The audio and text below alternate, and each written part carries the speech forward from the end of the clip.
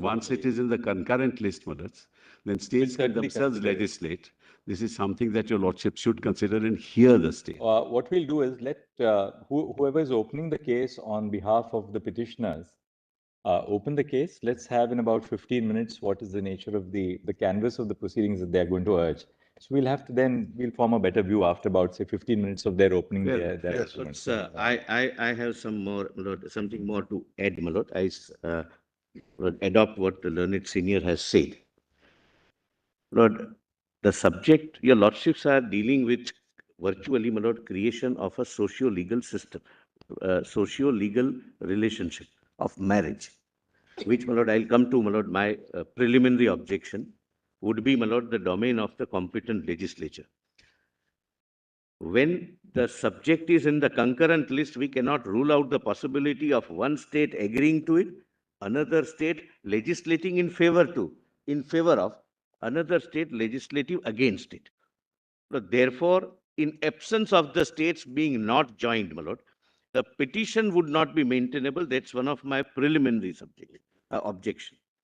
Lord, as I mentioned yesterday, Lord, I have also filed an application, my lord, requesting that decide a question which I have formulated as a preliminary question, my lord, essentially for this reason. A, Lord, the notices were issued in January, my lord. We didn't have an occasion, my lord, thereafter matter was never heard in merits, to raise the preliminary objection whether this court can at all go into this question, or it would be essentially for the parliament, my lord, to go into that question. Second, my lord, we also, my lord, would like to point out what would be the repercussions, my lord, if the court were to take it upon itself, my lord, in the judicial forum to take this call. The sum and substance of my application would be, if I were to say in one line, the debate which is to happen with respect to the subject matter of creating, conferring a sanctity, legal recognition of a socio-legal institution, should that be the forum of this honorable court or the forum of the honorable forum of the parliament? Mr. Solicitor, two responses to that. Lord, may I just one second, Mr. Ragbi. The nature of your preliminary objection and the tenability of your preliminary objection will really depend upon the canvas which they open up. And we say that with a due amount of reflection of mind on this. Let us see what is the canvas that they are opening up. Second, so that then we can consider your response. Second, what is really in the nature of a preliminary objection that you seek to raise is really your response to the petition on merit. No, my lord. So we'll hear you on that. Lord, I'm sorry, certainly, my lordships may not preempt, my lord, my submissions on merit. We'll hear you, of course. I mean, it can't be lost to our mind that what you're going to argue is that this I'm is obliged, my lord, your lordship will hear me, my lord. That it's essentially in the domain Kindly allow me to clarify. Kindly enter into it. So we'll hear you on that at a subsequent stage when you are responding to the arguments. Second, once we have some picture in the first 15 minutes or maybe half an hour on what is the canvas they are arguing, we may have a response to them on what is the canvas that we want to open up in this matter.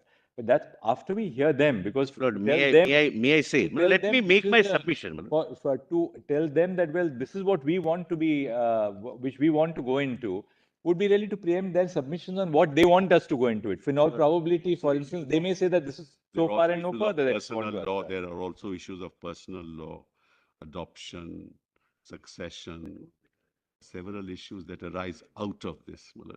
And that's the canvas that your lordship should be looking at. Only one more thing. I'm after my lord, Mr. Sibyl comes. This is the canvas.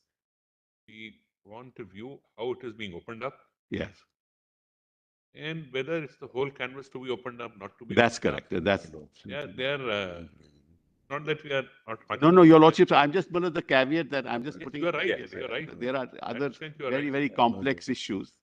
Whether your lordships would like to go into that, not go into that. Once we know, then Millers will be able to address your lordship. That's exactly what we thought that's present. Can I conclude, my lord? Can I complete my request? Yeah.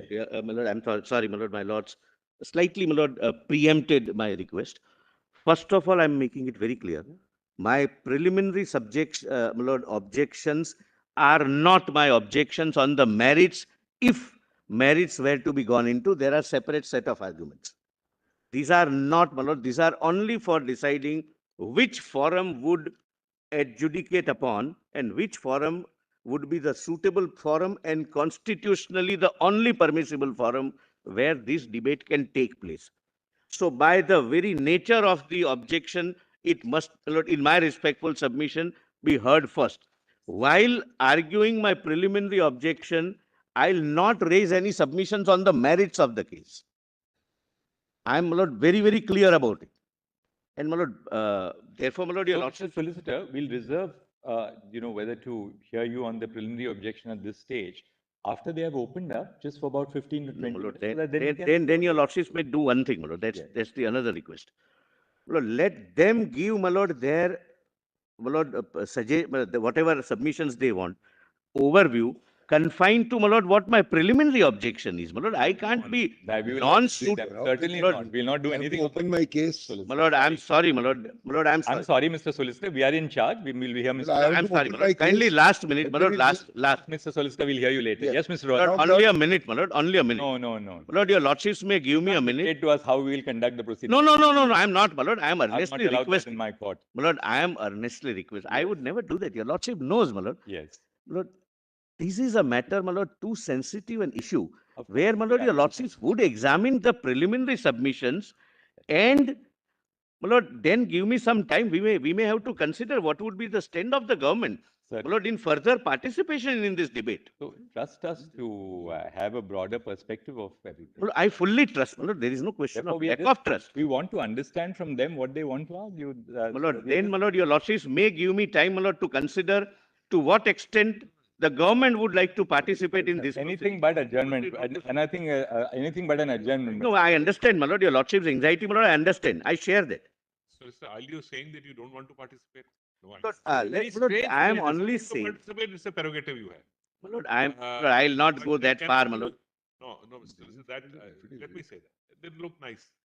When you say that we will see whether we participate or not. No, my lord, I'll take instructions. I didn't say I'll not participate. Instructions are here. With this constitution. My lord, the instructions on the question whether which forum should debate and discuss this subject. That's a very important situation itself. That's the main this thing. Whether the court can go into it or whether only Parliament will legislation an issue like this. Lord, your lordships would examine. Lord, kindly give me 2 more minutes. Lord, this is not an issue which can be debated, Lord, by 5 individuals very learned on that side, 5 individuals on this side, 5 very brilliant minds on the court, no doubt about it. None of us knows what are the views of, my lord, a farmer in South India, a businessman in, my lord, Northeast. Lord, these will have to be, my lord, this will have social and other ramifications. My lord. Yes, of course. We'll consider that. We'll certainly have that in My lord, mind. your lordships, I'm sure would consider the request. Only request is kindly consider that first. No, we'll allow them to open the case so that we have Lord, an then your idea on lordships what they may, are. my lord, rule on that. may I- That's my prayer, my lord. May That's I my submit, prayer. my lord? Yes. A short preface first. Statement of state, my lord, on Yes. behalf of state of Madhya Pradesh, which your lordship was kind enough to direct. Sir, we'll hear you. There's no It is difference. not Your for lordship may hear any intervention, my lord. state. We have no objection. Your lordship may hear any state. No, not Just as a intervention, I'm preface, saying No, you should have everything joined which the every state solicitor as has a- said does not, my lord, hinge on maintainability of a petition under 32 by an individual who complains that his fundamental rights are being restricted in some form. I have a right to approach this court. This will be a defense, whether your lordship will leave it to the legislative forum or the courts forum. There is no question of saying, my lord, that I should answer that first. I will open my case. They will raise a defense. Please don't touch it. Throw it away. Your lordship do it all the time. Matter of executive policy, we won't touch it. He will say whatever he has to say. But I have a right to file a 32. I have a right to be heard. My grievance may be right, may be wrong. Your lordship will deal with it. And your lordship will deal with their responses about, my lord, this, that, or the other. When it comes, it's not a case of 7-11. That, my lord, a suit is barred by operation of law. That is a preliminary objection. This can't be a preliminary objection that your 32 is there, but the impact of 32 will be this or that. No, it's That maintainability. impact can These never are be a part preliminary Lord, objections. of a preliminary objection. That be a defense. That don't touch it. This is too overbroad. This, that. They will say all that, my lord. So now, my lord, let me open my case. Yes. Well, only one aspect, my lord, and Please now. Yes. ultimately Allow it's us a to lordship open. prerogative. But I should not, my lord, be, my lord, told after, my lord, generations after generation, we did not bring this to your lordship's notice. In Special Marriage Act as well as in Hindu Marriage Act, every state have separate rules. Please. That makes more, my lord, case for calling all the states and hearing them. Your lordships have, my lord, partial view from both sides. Only one. He is very clear about his view. I may be very clear about my view, but none of us represents views of the nation. That's my preliminary objective. My lord, the Solicitor General is aware of all the persons that we are talking of fundamental rights. Fundamental rights, by their very nature, are a limitation on the legislative power of the state. Your lordship need not defer to Parliament. Not for a second saying if it is a fundamental right, my lord, there. and if it Who is should protect the fundamental if it is rights? a Whether by status- parliamentary law. All right, what Can we I- do is, can I- let us fair start, enough. let's- my lord, if it is a status confined to We'd like Let me to open my- Yes, you can tell us. Yes, about let me the- open my What case. is the canvas of the case? So, my lord, in a very, very narrow conspectus, my lord, we are persons, my lord, who are of the same sex. We have, my lord, according to us, the same rights under the Constitution as the heterosexual group of the society. Your lordships have held so. I don't need to reinvent the wheel. That we have exactly the same rights as our brethren of the heterosexual group of society, which is the majority. We are a minority. The only stumbling block on our equal rights, equal opportunities, equal dignity, equal, my lord, fraternity was, my lord, 377. By virtue of 377, our actions were subject to criminality.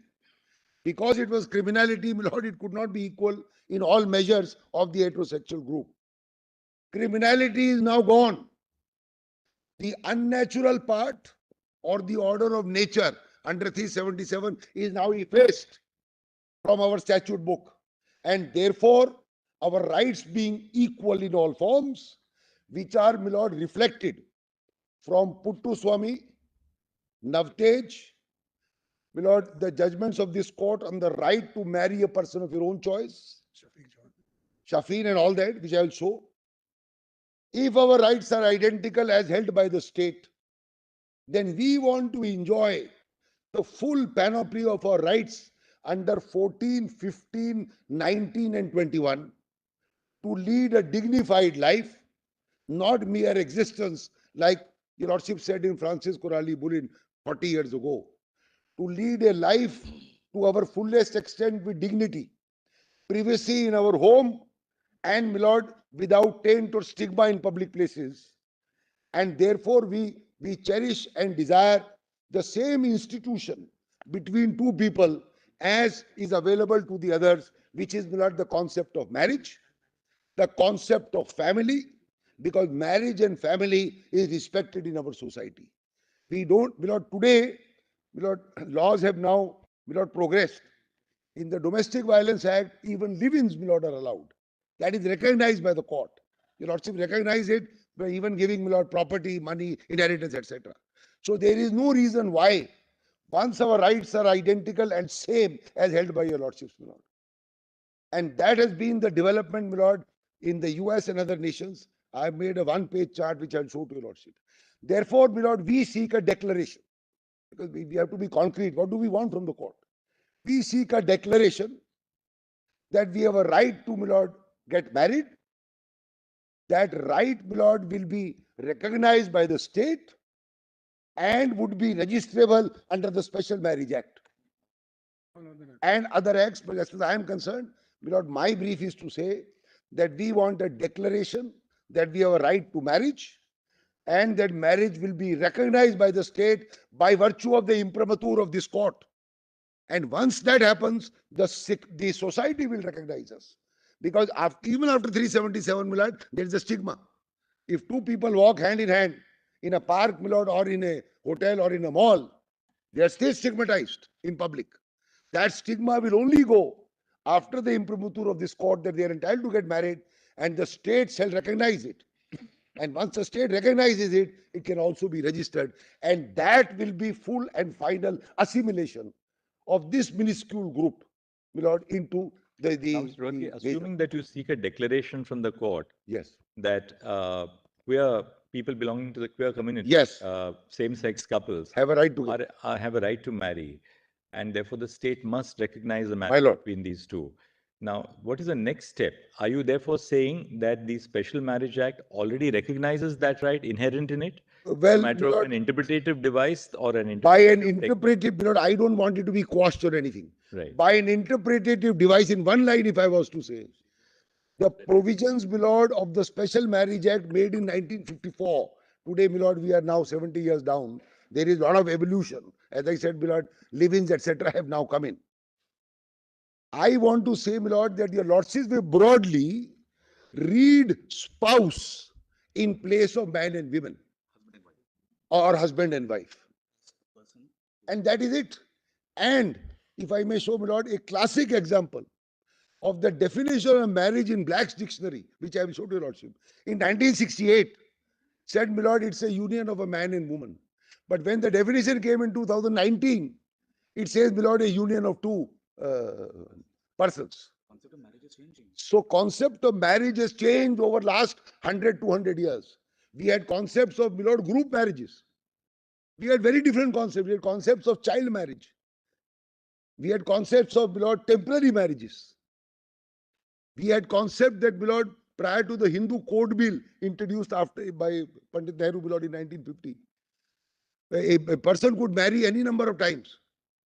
That, my lord, also changed. Hindu Code Bill, my lord, was not accepted. There were a lot of protests to this new avatar of the Hindu Marriage Act. It was not accepted. And Dr. Ambedkar had to resign. Then came the evolution of Hindu Marriage Act. Now in Hindu Marriage Act itself, my lord, in 2005, the rights which were restricted of women, starting from the Women's Right to Inheritance Property Act in 1937, all that has now changed, my lord. And full rights are available in 2005. So, my lord, Constitution is a living document. The preamble says, my lord, equality, fraternity. And I will read passages of, my lord, the Chief Justice, my lord, judgment, my lord, in Navtej, in Puttaswamy, in Shafin, in Deepika, and Justice Kaul, my lord, also referring to it. This is the thread. If this is the thread of the Constitution, equality, fraternity, justice to all, today we are a part of the all. The only thing which was stumbling, my lord, was that criminality. That is now gone if we are a part of all. So really, your analysis is two-step. One, the declaration of marriage as a fundamental right as being implicit in the constitutional guarantees 14, 19, and 21. No, as interpreted by lordships, my lord, in Puttaswamy, Navtej, basically. And then step two, the second limb of your submission, that this also can find recognition by a reading, an appropriate reading of the Special Marriage Act. My lord. So you're not going into the broader issue of personal law and other things, we take it. Right? No, my lord, I am not. Right. And I am not also touching any personal law of Muslims, etc., my lord. Somebody may raise an issue, I am not. Hindu Marriage Act, yes, but basic first will be Special Marriage Act. And your lordship knows, my lord, a legislative tool in the Indian legislative devices has always been that a definition clause always starts with, my lord, your lordships are aware, unless the context otherwise requires.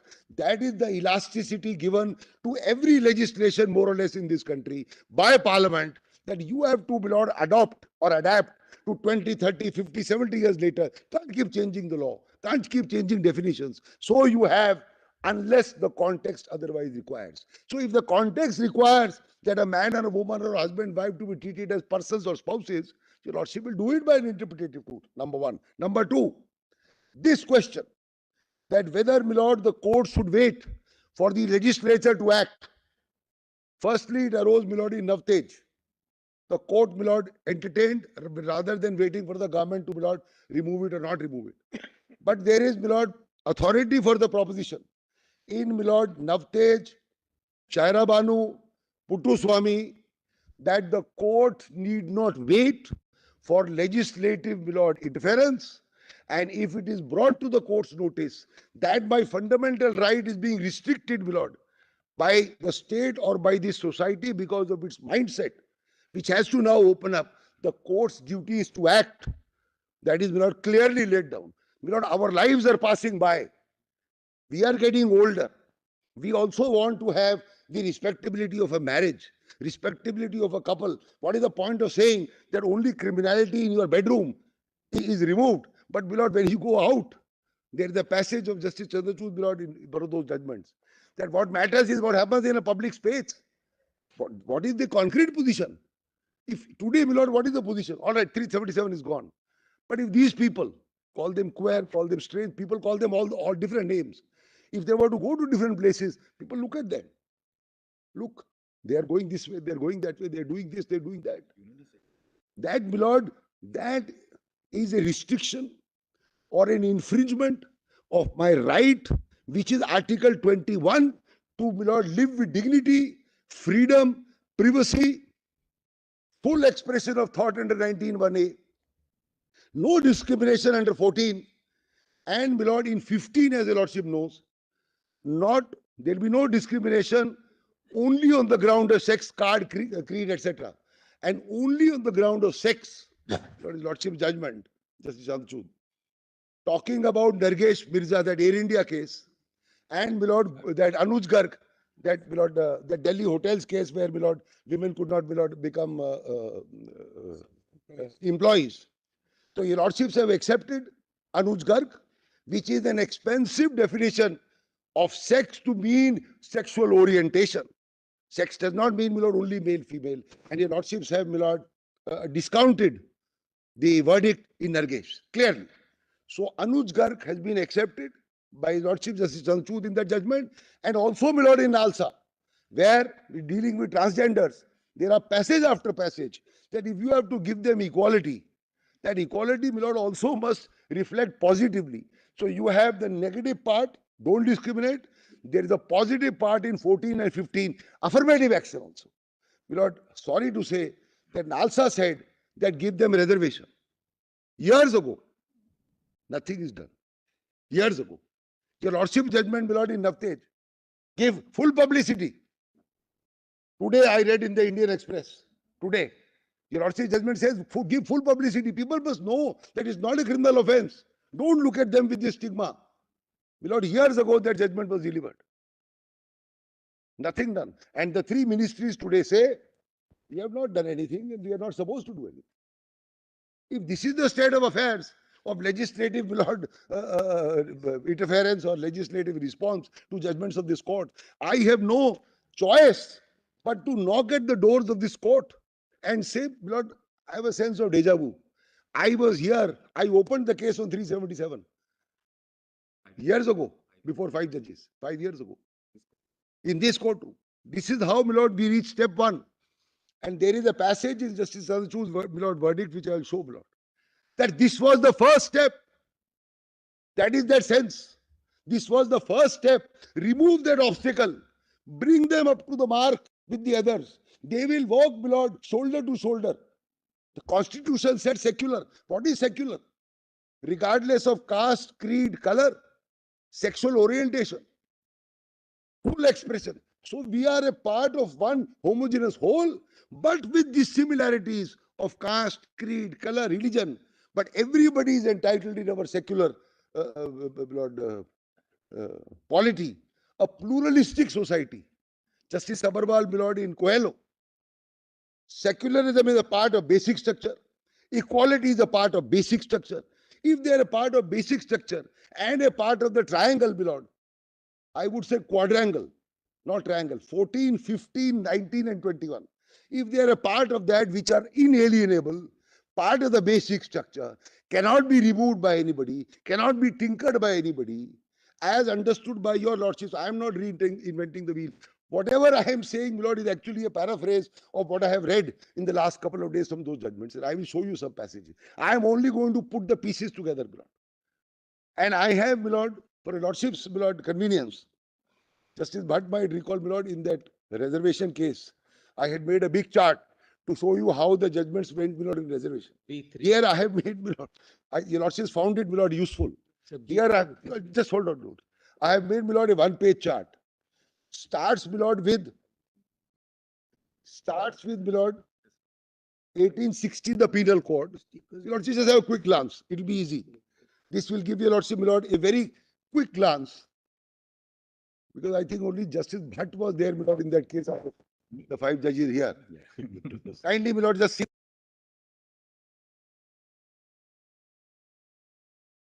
Input my juniors, and not by me. I only dictated, my lord, the flow. So yes, so today is the rainbow, my lord. This is the rainbow. Kindly see, my lord, Penal Code by Macaulay. In fact, Justice Chandrachud has used, my lord, the full name of Macaulay, which I didn't, which said Babington. Yes. Then, my lord, these were laws introduced in different colonies under the British Empire. 47 is our constitution. 67, my lord, was the Sexual Offences Act enacted by Parliament, which legalized homosexuality in 67. Now see, my lord, September 96, US is very, very, my lord, interesting. US federal government enacted DOMA, which stated that federal law shall not recognize the same-sex marriage. Because, my lord, pausing here for a minute, some states had started recognizing. So center came and said, we will not recognize, because they have state and central lordship. So they found, my lord, this DOMA that we want to keep away. Then, my lord, came Lawrence versus Texas. This was a case where there was a raid, my lord, in the house of Mr. Lawrence. And during the raid, he was found to be, my lord, committing an act which was held to be this unnatural act, and he was then charged. Object was raid, but they found him, my lord, in the bedroom, etc. So, in Lawrence, my lord, the Supreme Court upheld the right of Lawrence. It struck down, my lord, that Texas law, which was, my lord, akin to our 377. Then came Nas. Now see 2013. In Windsor, my lord, the Supreme Court struck down DOMA. That is, that federal law was struck down by the Supreme Court, my lord, by the US Supreme Court.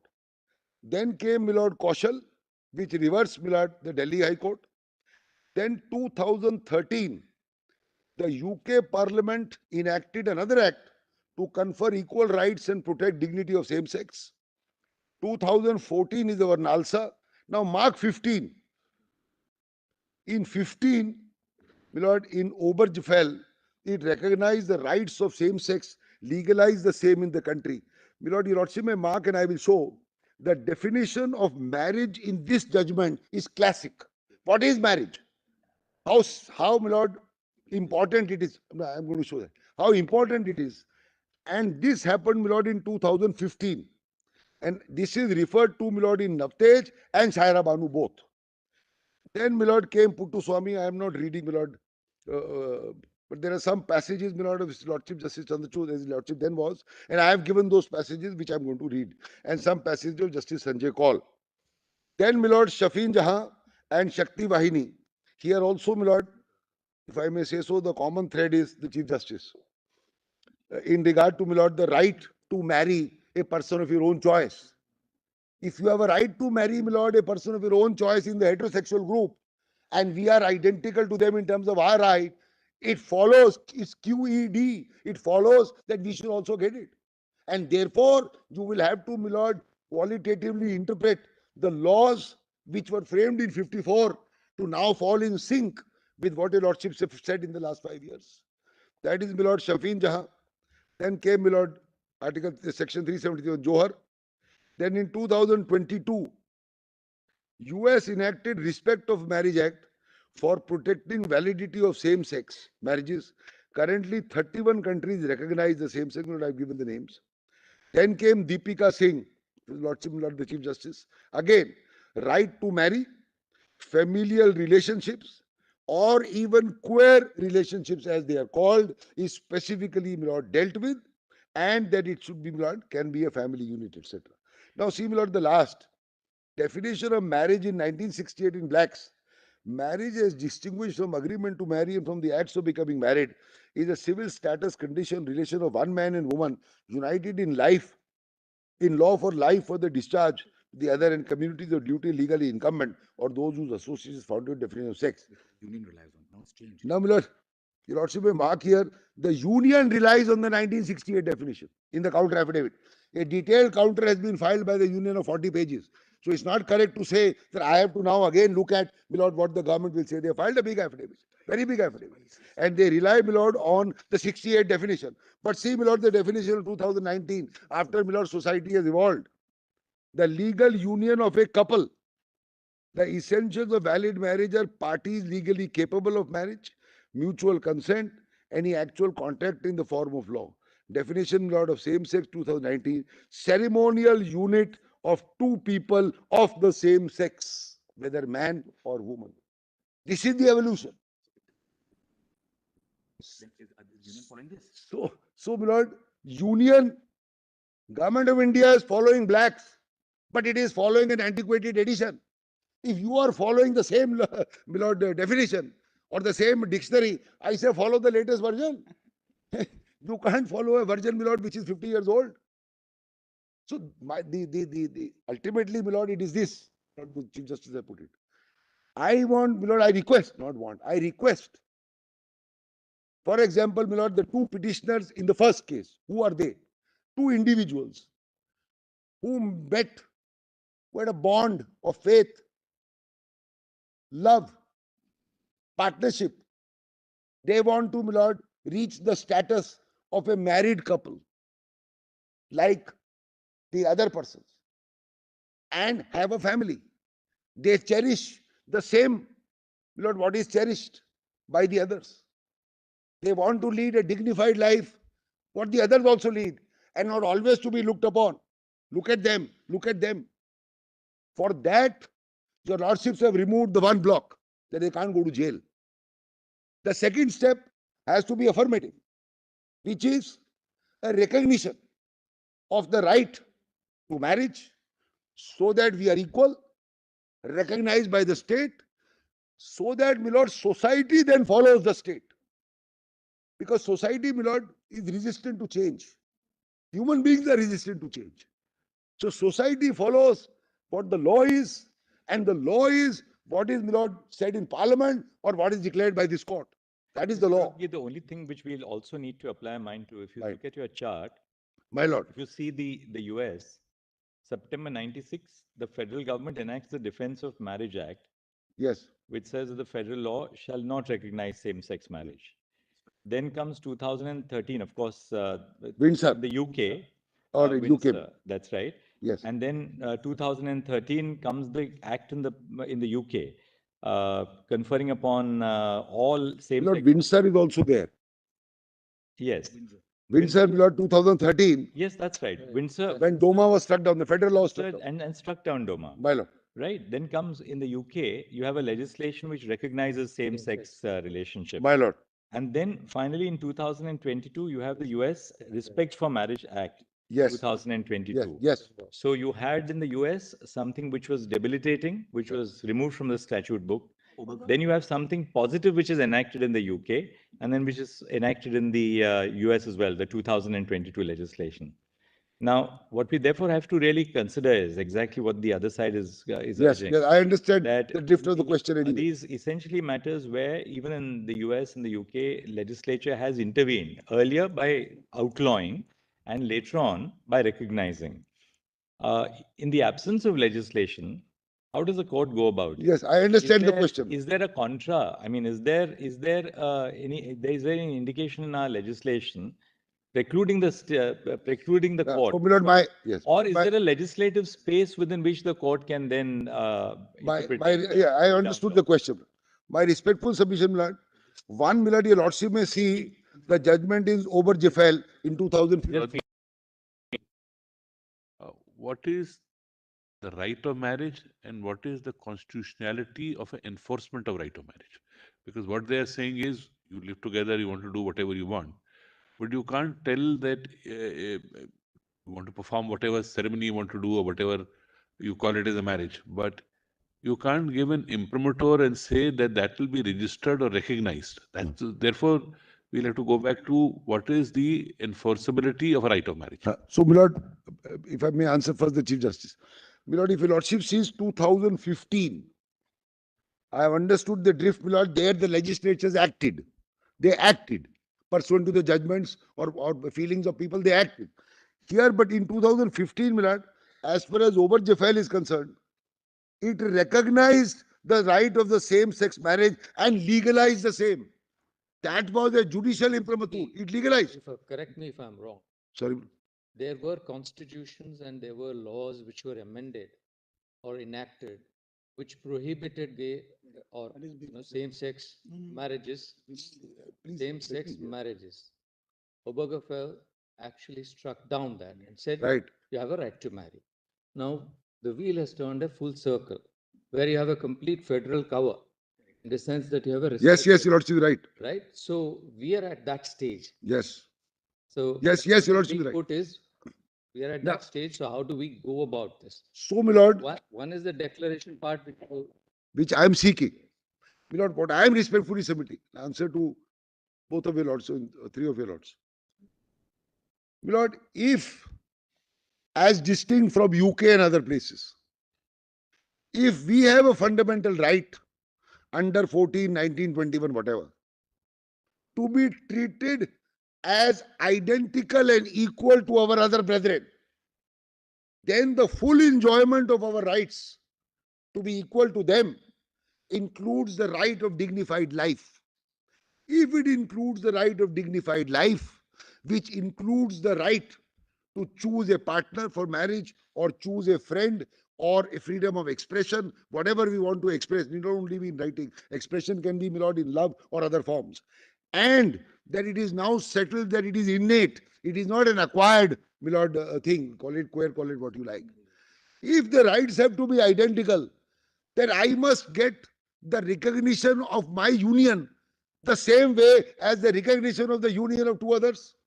And since it is based on an infraction or an implementation of my fundamental right, I can come to the court and the court need not wait for the legislature. And there is a direct passage, my Lord, in one of these judgments in Shahraman. So, my Lord, I can't keep waiting. There can't be a mandamus to the legislature. Legislature may or may not do. I cannot force the legislature, neither can the court. By that time, our lives will have gone. And our fundamental rights, my Lord, will be in name. That there is 5 judgments of the Supreme Court saying that you have the same rights, same panoply of rights, passage after passage. If it is the same panoply of rights, there must be a remedy. And the remedy can only be a declaration to that effect by the highest court of the land, saying that this is a fundamental right. And once it is the imprimatur of this court, then, my Lord, it must follow that the state is bound to respect it. Then the society will respect it, and the stigma in the workplace or the public place will then go away, and I'll be able to enjoy, my Lord, a unit of marriage, a unit of family. Because that is what is accepted in our society. So in short, I need not wait for Parliament to do what it wants to do, because there can be no mandamus. And then, your lordships have said repeatedly, if fundamental right is involved, the doors of this court are open to an individual. I have a right to come here. I have a right to complain that this is what is happening to me in real life. You know, it is happening to us in real life. When we go out, when we talk, when we meet people. Slowly, my Lord, it is being accepted because the criminality is gone, but not to its full panoply.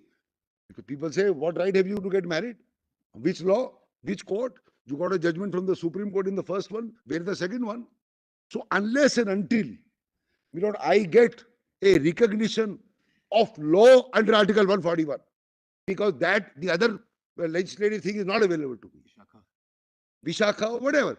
If I have, my Lord, a right, that right must be examined by the court, and if found, it must be guaranteed. 32 itself is a part of fundamental rights. It must be guaranteed by the court. How will the court guarantee it? My Lord, it's not a case of property that your Lordship will take it from him and give it to me. Or some money, my Lord, taken from me and give it to him. Your Lordships will, my Lord, give it by a process which is known to law, which is, my Lord, interpretation of my fundamental rights, and thereafter interpretation of the law concerned. And then leave it to Parliament that this the court has done. If you want to formalize it in law, as Justice Bhatt put it, if you want to formalize it in law, you jolly well amend the act or bring a new act, as these countries have done. But if you don't, my Lord, the law can't remain static. Law moves, society moves, there's evolution. Rights are different, things are different, thoughts are different. Therefore, the court will act when it is called upon to act. It will do whatever it can within, my lord, its judicial parameters. So in other words, like two alternate lines of approach for the court. Assuming you are right that you're entitled to a declaration. Yes. I mean, assuming, of course, we have to hear the other side. Assuming you are right that there should be a declaration of the right to marry, Yeah. then there are two courses of action according to you. Either the court then finds a legislative void in that Parliament has not legislated expressly to recognize the right of marry. And therefore, finding a legislative void, you supplant that deficiency so long as Parliament enacts law. The other option is to locate the modalities for implementing that declaration in existing law. Correct. So, my lord, my short, respectful, most respectful answer would be, if you take Vishakha as an example, in Vishakha, there was no law at all. The court laid down a set of rules which was to work as interim law, if I may use that phrase, interim law or rules and regulations under Article 141 till, my lord, Parliament acts. Parliament then acted. But the void was filled up in Vishakha in this form. I am saying that in our case, because of our past history, Vishakha had no history. There were no cases before that. We have past history of Puttu Swami, Navtej, all these cases, Shafin, etc., etc. In that past history, all I am requesting is the second step, and the second step to be implemented not by the Vishakha rules, but by virtue of the law already available by, my lord, a process of legislative interpretation. That's how I would put it.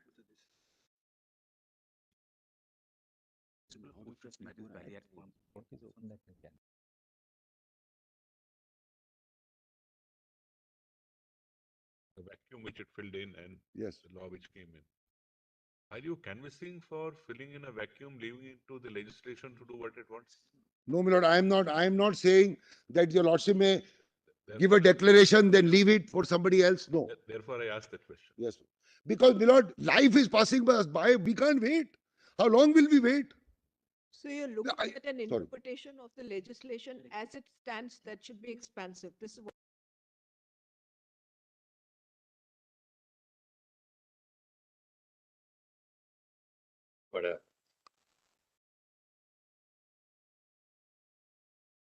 Can't hear you. So it's from there. I know.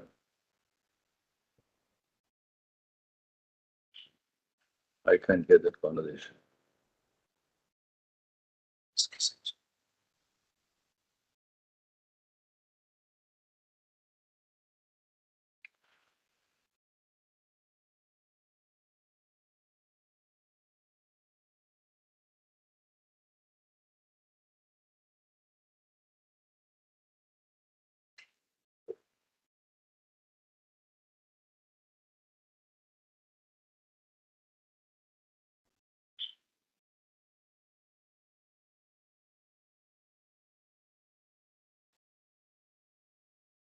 Can't hear it.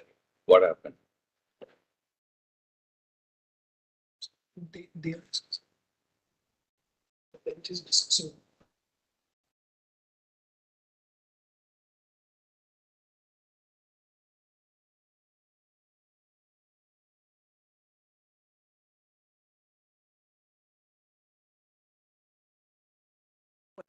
If I have a constitutional or a fundamental right, and your lordships declare so, and this act remains the same, then there is a conflict between this and the constitutional or a fundamental right so declared.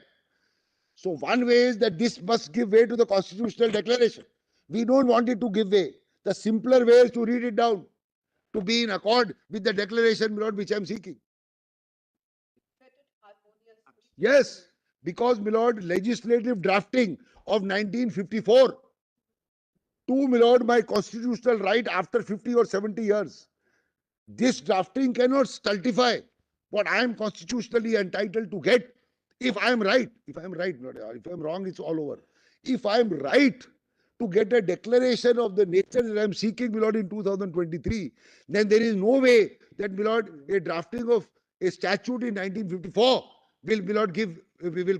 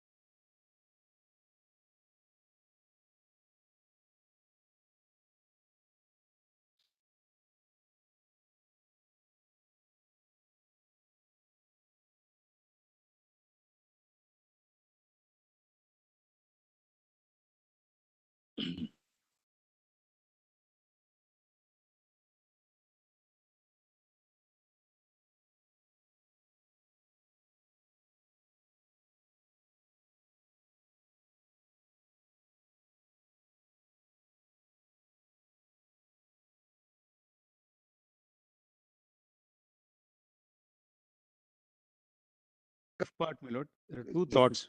The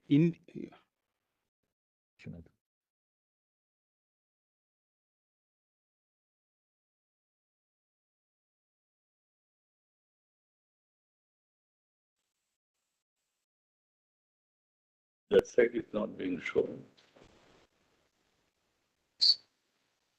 The solicitor side.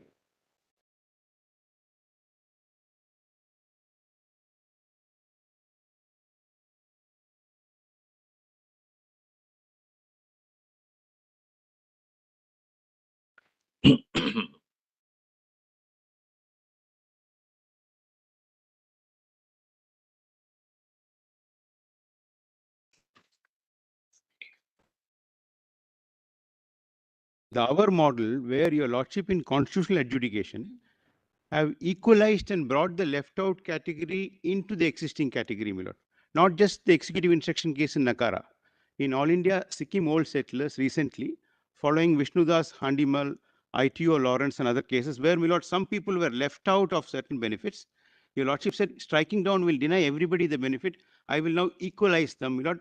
A good body of case law. The other is the Fowry model, my lord, of South Africa, where they said the common law understanding and the statutory understanding is unconstitutional. We strike it down, but we suspend the declaration.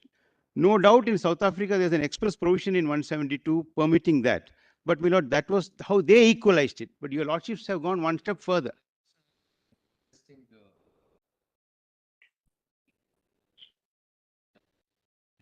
Read in, my lord. But your lordships have read it in, my lord. Nakara was an executive instruction case, but I've got statutory provisions where your lordships have equalized the left out category. The last of which is, my lord, the judgment 3 months back in All India Sikkim Old Settlers, where the Indian origin settlers who did not give up citizenship, my lord, of India, were left out of the Sikkim register. And our Income Tax Act, my lord, confined benefits to people who are in the Sikkim register. So our argument was, we never gave up the citizenship pre-accession. Lordship said, yes, we will now equalize you. different ways where beliefs are molded. Beliefs are molded. Prabhakar. The rent control matter. No. During an interregnum period, the retirement age had been decreased from 58 to 55. Oh, yes. This court by constitution bench upheld it. But later, due to public pressure, it was restored. Yes. In between, people had retired. Nagaraj. And what was restored was with retrospective effect. Yes. The court said not giving retrospective effect is resulting in discrimination and gave it retrospective. One of those rare instances where relief is molded in a particular manner, where legislation intends a certain consequence. Consequence, my lord. So, Now, Vishwanathan, my lord, in will it not sticking involve the classic case where your lordship equalize it. So, my lord, that need not, my lord, deter or my lord, hold back the court at all. If your lordships find that confining the status of marriage to heterosexual couples is wrong, and this is, my lord, a status which requires recognition by the state, denied to a set of people who otherwise have fundamental rights. Your lordships find that, your lordships have already, according to me, now when your lordship said equal platform, words are, my lord, very specifically used. Your lordships will, my lord, say that they have to be recognized and brought into the sphere. It is for Parliament to tailor law to bring it in accord with fundamental rights, my lord. It can never be that, my lord, you await for them to legislate. That will be, my lord, submitting to, my lord, popular will, which, my lord, is completely contrary, anathema to fundamental rights. The whole idea of fundamental rights is to, my lord, to keep it out of the reign of majority. Now that we have understood, broadly we've understood the canvas of the matter, then we can really, at least at this stage, we are not ruling it out for the future, we can steer clear of personal law in that case. So if we steer clear of personal law, then perhaps we make the first, I mean, that is one possible option as you opened it up. As far as two of us are concerned, we are not leading. There may be other people. My lord, there are concerns about the Hindu marriage. Because it may not be necessary for the court then to get into more next issues pertaining to personal law. Codified. Yes, my lords, Hindu marriage, the It's Hindu Marriage codified. Act. So perhaps you can all address us on this aspect. That's why when we began, we as Can I take 2 So minutes? just a minute. 5 minutes. Just a minute. The possibility. The states must be heard. It's a constitutional issue. Dr. Gurswami? My lords, thank you. My lord, the Chief Justice may recognize, my lords, that the Hindu Marriage Act is not an issue necessarily of personal law. It is statutory law. And we will demonstrate that. The terms of the Constitution, the reform of the Hindu Marriage Act has always been in the context of statutory law. So, my lords, to that extent and that extent only, in the context of statutory law and making statutory law workable, because my lords will know, my lords, that the origin of the Hindu Marriage Act, the Hindu Code, did something that was not permitted in sacramental Hindu law, which is intercaste marriage, Sagotra marriage, divorce, Inheritance to Dr. Guruswamy, but there's also Dr. Guruswamy, there may be some amount of sage wisdom in also going about our interpretative task in incremental manners, because otherwise, do we then confine ourselves only to the Hindu Marriage Act? And what about the Parsi Marriage Act? What about the Muslim law? What about the Jews? What about the Buddhists? A lot of other communities. Therefore, perhaps one option for the court, because the Constitution itself and the law is itself evolving. So, and the court has to be mindful of the fact that we are doing by process of interpretation what you're calling upon us to do. So it may be, there may be some element of judicial discretion, and perhaps going incrementally, covering a canvas for the present, which would substantially then, assuming that even there you are right, because you have to hear the other side, confine yourself to this incremental canvas, and then allow society to evolve, allow Parliament's perceptions to evolve over a period of time, because Parliament is also responding to the evolution of society over a period of time. What is the canvas after Ms. Guruswamy is finished? I want just 3 or 4 minutes. Have you finished? Yeah, go ahead. But it's only 3 or 4 because learned friend is given, my learned friend is given. Because we can't deny the fact. On canvas. We can't deny the fact that there is undoubtedly the legislative element also involved, which is why they're saying states, the parliament, what the My solicitor said. respectful submission. Having regard to that, we need to balance out various facets. So this might be perhaps one way forward. That's the only thing I'll say to this. So we don't have to decide everything to decide something in this case. No, my lords, I follow. The only thing I'll say to... Yes, my lords.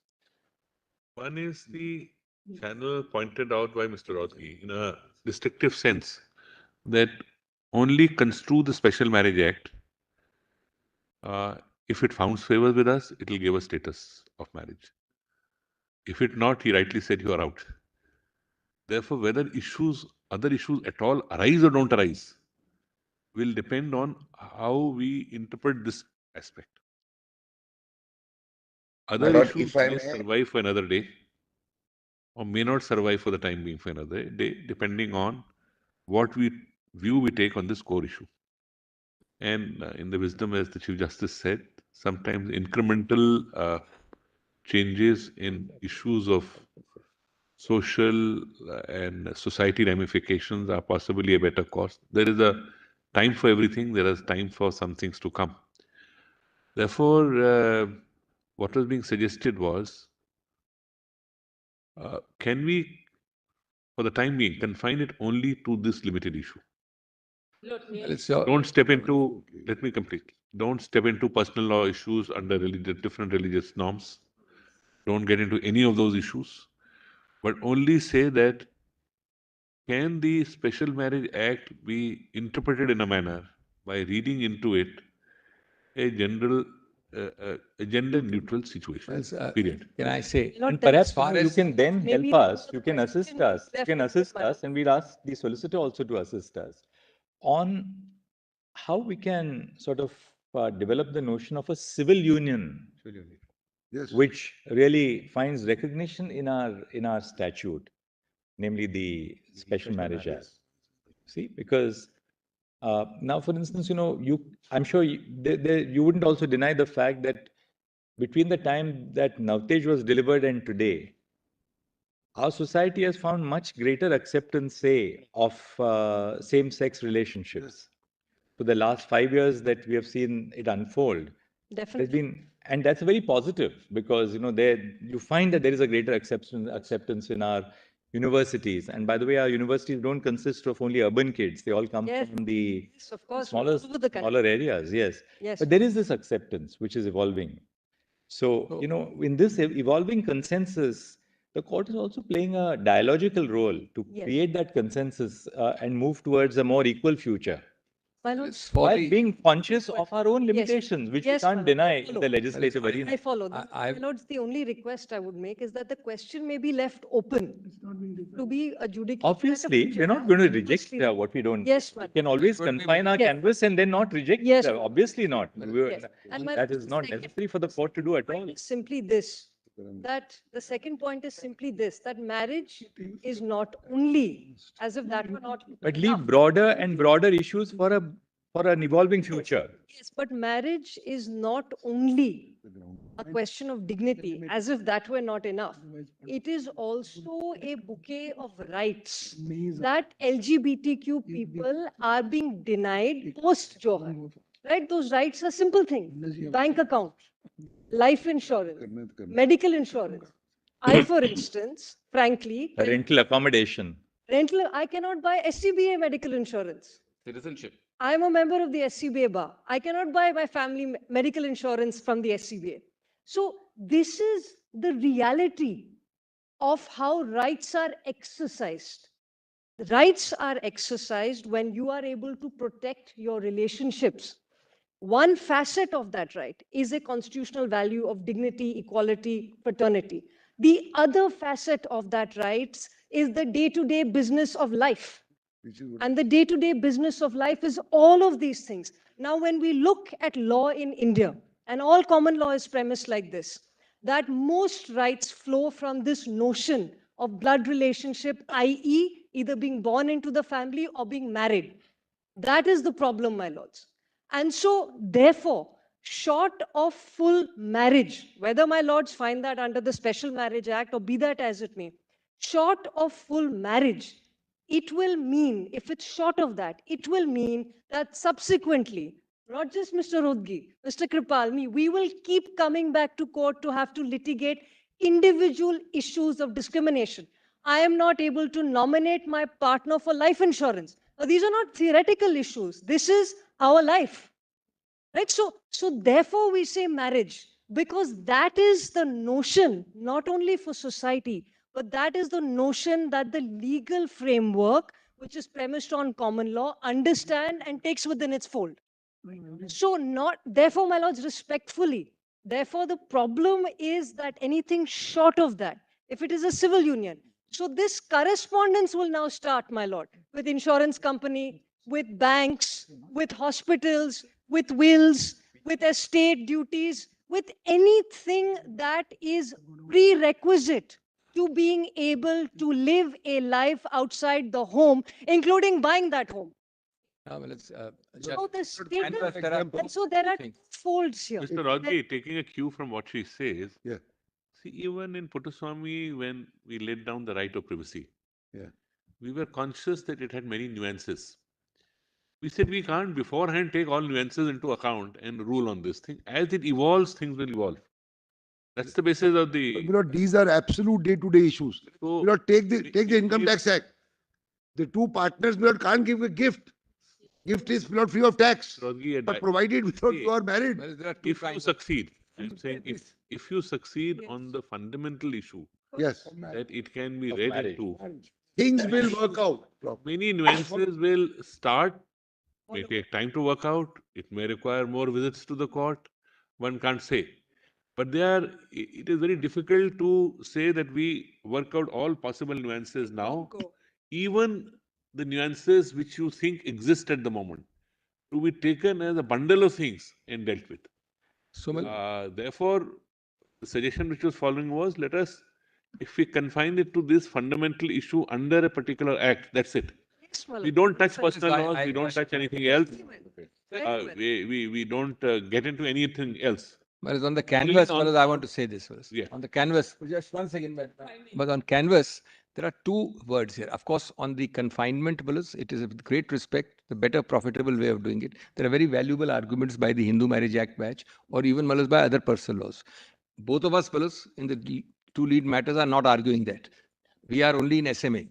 So, a way to start would be to limit it there. I entirely bow down to what is following for my lords. But on the canvas, just 3 or 4 minutes, there are two crucial words here: marriage and persons. Same sex is a slight misnomer. The correct word is person, not same sex. I'll just take 3 or 4 minutes first. Marriage, largely, my learned friend has covered. Whereas there is two categories of consequences. These are consequential issues she is raising. One is the minor or major secular consequences of marriage. Your lordship is not in this matter.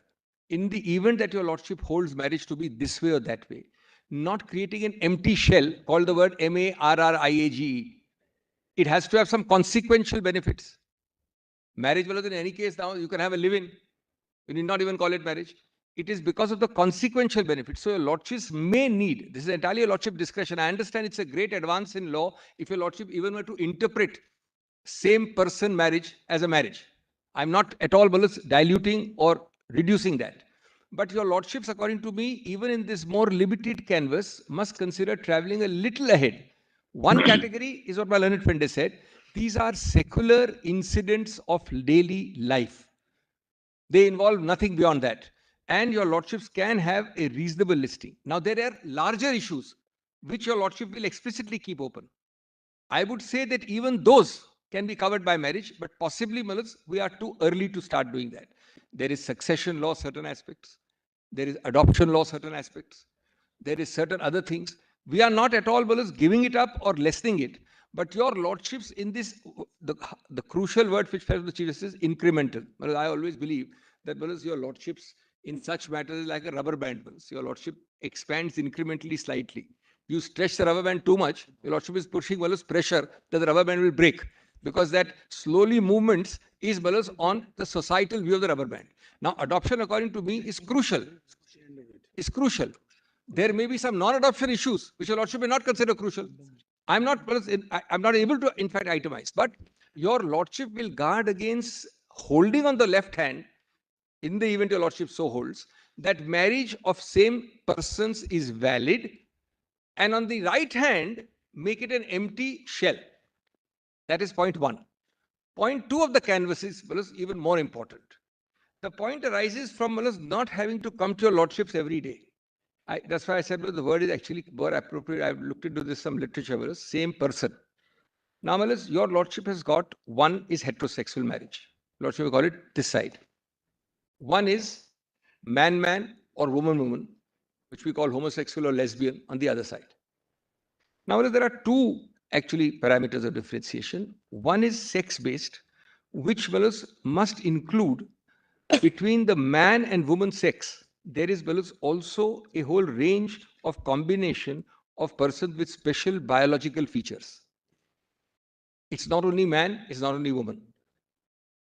The second category is gender. That is the masculine, feminine. So a male body can be imbued and overshadowed by completely female psychological instincts, and vice versa. So therefore, once your lordship holds today, assume, as a matter of argument, that your lordship were to hold that same sex marriage is valid. Same sex in the sense of man-man, woman-woman. It is not intended that persons who are in this, what is known as the whole range of shades, the complete spectrum. What your lordship we tend to say LGBTQ. I looked it up. It is L, lesbian, G, gay, B, bisexual, T, transgender, Q, queer, I, intersex. And then your lordship says A, asexual. And then your lordship says plus plus. The actual correct thing is, so this plus plus is a whole shade, a spectrum of different hues and colors. Now, clearly, if your lordship were to hold same person marriage, your lordship doesn't mean to limit it to same sex marriage. In the event your lordship were to hold, so that your lordship doesn't have a tomorrow a new person coming here and saying this. So the correct formulation would be two consenting adults. I'm only giving a summary. Two consenting adults along the bodily, gender and sex spectrum. Either you define by gender or by sex spectrum. This is the other facet. Now, all of this can be profitably started with SMA, because your lordship is making a start. Were your lordship to leave the rest of it explicitly open, or your lordship may have a deferment and have it considered separately, it's entire your lordship discretion. They have also valuable points. I have not only the Hindu Marriage Act category, other people also. Hindu Marriage Act category is there also. Secondly, let us be very clear. I heard with some alarm, my learned friend's opening intervention. Nobody is arguing at the moment, nobody, I will not say, at least the two of us, or the three of us, are not arguing personal laws at all. We are also not. We are not. Number three, we are, what is the meaning of this repeated thing about state intervention? Your lordship, for the first batch, is interpreting this way or that way, whether SMA, and our arguments, that is my arguments, are in two parts. One is these fourfold parameters of discrimination, which is the most important, 15, 14. Second is freedom of expression. The very interesting facet of freedom of expression, the lordship has said, is symbolic in a community sense, not only individual. Third is dignity, 21 and other things. Fourth is how to remedy it. And the second part of the submissions is the entire notice objections regime of the SMA. That part would have to be held unconstitutional. The first part is interpretive. If your lordship is with us on that, the second part would have to be unconstitutional. The notice issue is even in a heterosexual marriage, because you are saying that even in a heterosexual marriage, the fact that you have to give a notice and have people object to whether there should be a marriage or not is unconstitutional. The funny part is, and this is just an aside, that the object, howsoever noble, of having this section 5 to 10 regime is being proved by statistics on the ground to have the exact opposite effect. Exact opposite. Your lordship invites opprobrium, oppression, physicality, violence, elimination, extermination. And I'm asking myself one question. Your lordship has conditions of marriage in all, even Parsis, Christians, Hindu Marriage Act, other acts. Conditions of marriage are there, something or the other is there. If you give an affidavit saying I'm satisfying the conditions, and your lordship subsequently files the affidavit to be false, or any spouse finds it to be, even a third party finds it can be struck down. It's void or voidable, it's struck down all the time. You don't need to have a notice period in advance after the conditions. This is peculiar to only the SMMLs. Your lordship is not allowing those conditions to be violated by the non-following of objections. It's a very absurd situation. Now that being the situation. Yes.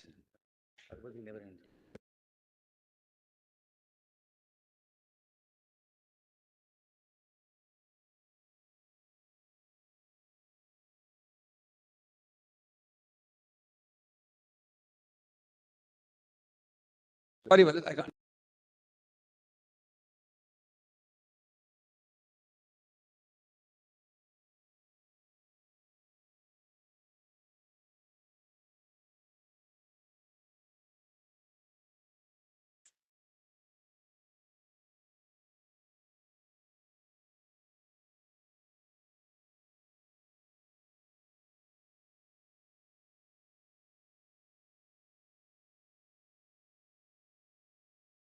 This intervention about state objections. No, I'm saying therefore, you say you don't want to touch personal laws, correct? And we've also put to you, don't touch personal law. I have not touched. Then the argument is in a very limited compass or Focused and focused. Then confined is, can we in the Special Marriage Act read a person instead of the definition of a woman or man? That's all. That's all. And leave everything else for some good time in the future. My lord, just one aspect. And no state intervention inhibits your lordship. May I then proceed? My lord, just one aspect. I think then One again, minute. I think we'll now get back to Mr. Rodgi. So we'll get back to Mr. Rodgi. My lord, Now my lord, clarified. 1 second, just 1 second, 1 second. We have, I think all of us on the bench have now clarified the area, or you may call it the limited area or the area that we are going to explore in this case.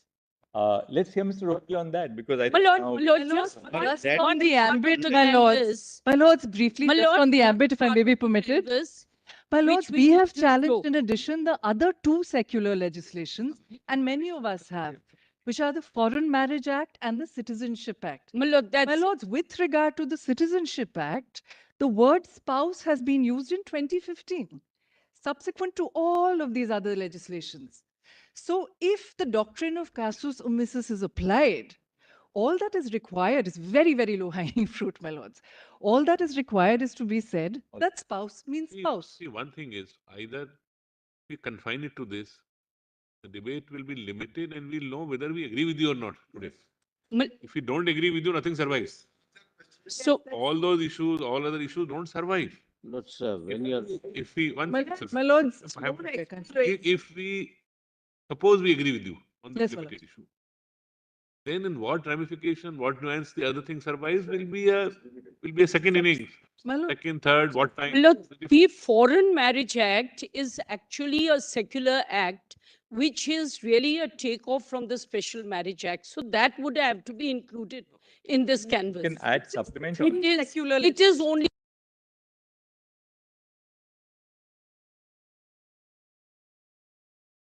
Let's do this. Let's do this one now. of the We'll now start with Mr. Rodgi's submission, so that we can now look at it. We can now look at it with a sense of I want to a constitution bench hearing. So that it's there. My lords can tell us whether we should then address. My lords, as Dr. Singhvi has already addressed, the petitioners before you are not necessarily same-sex couples. In fact, in my petition, the Rituparna Bora petition, there are petitioners who have anonymized themselves because they are coming from oppressed castes and communities. They are trans persons, irrespective of sexual orientation or gender identity. The relationships are in place. So perhaps same-sex will not include them in that description. I will. Yeah, therefore the emphasis was on personhood. Person, same On person. person. same person. This aspect, we are also chosen family. Consulting. We also say typical family. Can there be, like there is a live-in, can there be a chosen family, particularly when my natal family is hostile? These petitioners have faced hostility and violence from the natal family. That's the perspective we wish to give.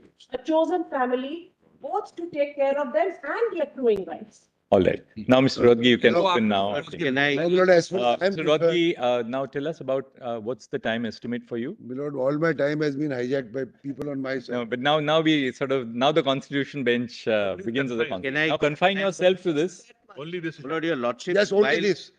Lord, your lordships, while fixing the remit of the matter also, your lordship said that we would hear the side. Would your lordships like to consider hearing us? Your lordships have fixed the remits. All right. Yes, certainly, Mr. Yes, Mr. Mr. Mehta. Certainly. Yes, Solicitor. Lord, and this is, my Lord, I must, my Lord, make it, my Lord, I in fact achieved an impossible thing today, my Lord, making my Lord the Chief Justice angry. Few people have done in past, but I am not in very excellent company, my Lord. I must confess that. Lord, first of all, the question really, my Lord, we are misdirecting the question. The question is not right of equality, right of dignity, or right of privacy of persons who belong to LGBTQ community. That is first. The question is right of conferment of a socio-legal status and whether that can be done by judicial adjudication. But so far as, my Lord, kindly give me 15 minutes, my Lord, to give the chronological events. Lord, there was no law governing, my Lord, the rights and other rights and other, my Lord, immunities to the LGBTQ community, my Lord. Nalsar judgment came, thereafter Navtej Johar came. Lord, now kindly see, my Lord, my affidavit. I am not on the merits of the matter, my Lord. On merits, I have different arguments. Please see the Transgender Act. Most of the arguments, my Lord, are covered. There is no legal lacuna. There is a statutory framework and there is a conscious omission by the statute. My Lord, in my IA, my Lord, I have annexed the small act. My Lord, this is 2019 act after Navtej Johar. I'm not talking about transgenders here. Lord, So my your case is lordship have not on transgenders. My case is not on transgenders. Lord, my learned friend may allow me now, my Lord. I never interrupted him. But then, sir, I am on my legs. I want to finish my thing. Lord, he has not seen the act. Otherwise, he would not have said this. Wait. We have permitted your side to. I know that. Just open and to give get us a perspective. No, I am not saying no, Lord. You shouldn't plead violation of No, article. I am not complaining. I want to get on with it. Also get a right to set forth the contours, and we may be able to put some. I appreciate. No, I am not. How we are limiting what we propose to limit. So that then, unless you know what he has to say, how? Lordship, Lord, this is of course, my Lord, subject to my first respectful submission about the maintainability. But my Lord, just I am assisting your lordships on this. Lord, this comes after your lordship's judgment of 2017, Navtej Johar judgment. Lord, please see, my Lord, so that my learned friend rest assured, page 34. Your lordships have that, my Lord, my application. The act actually. You've got the act. Your lordships have the act, my Lord. Kindly see section 2. I'll not read all sections, my Lord, some of the sections. Appropriate government, your lordship can skip. Establishment, defined. Family, defined. Inclusive education, defined. Institution, defined. Please come to 2K. Transgender person means a person whose gender does not match with the gender assigned to that person at birth and includes trans man or trans woman, within bracket, whether or not such person has undergone sex reassignment surgery or hormone therapy or laser therapy and such other therapy, bracket over, persons with intersex variations, gender queer, and person having such socio-cultural identities as so-and-so, so-and-so, so-and-so. Correct, my lords? Your lordships concern freedom of choosing sexual orientation. No objection, my lord, cannot have any objection. That's my lord's judgment. Freedom of privacy, no objection, act take care. Discrimination, there cannot be, the act takes care. I'll, my lord, show to your lordships. The limited question is conferment of a socio-legal status and whether that can be done by judicial adjudication, and I'll come to special marriage act. Lord, now please see prohibition against discrimination. Lord, all arguments that we are not getting this, we are not getting treatment, we are not getting, Lord, please see this. No person or establishment shall discriminate against transgender person on any of the following grounds, namely the denial or discontinuation of unfair treatment in educational establishments and services thereof. And transgender here means LGBTQ plus, not transgender as we colloquially or conventionally understand.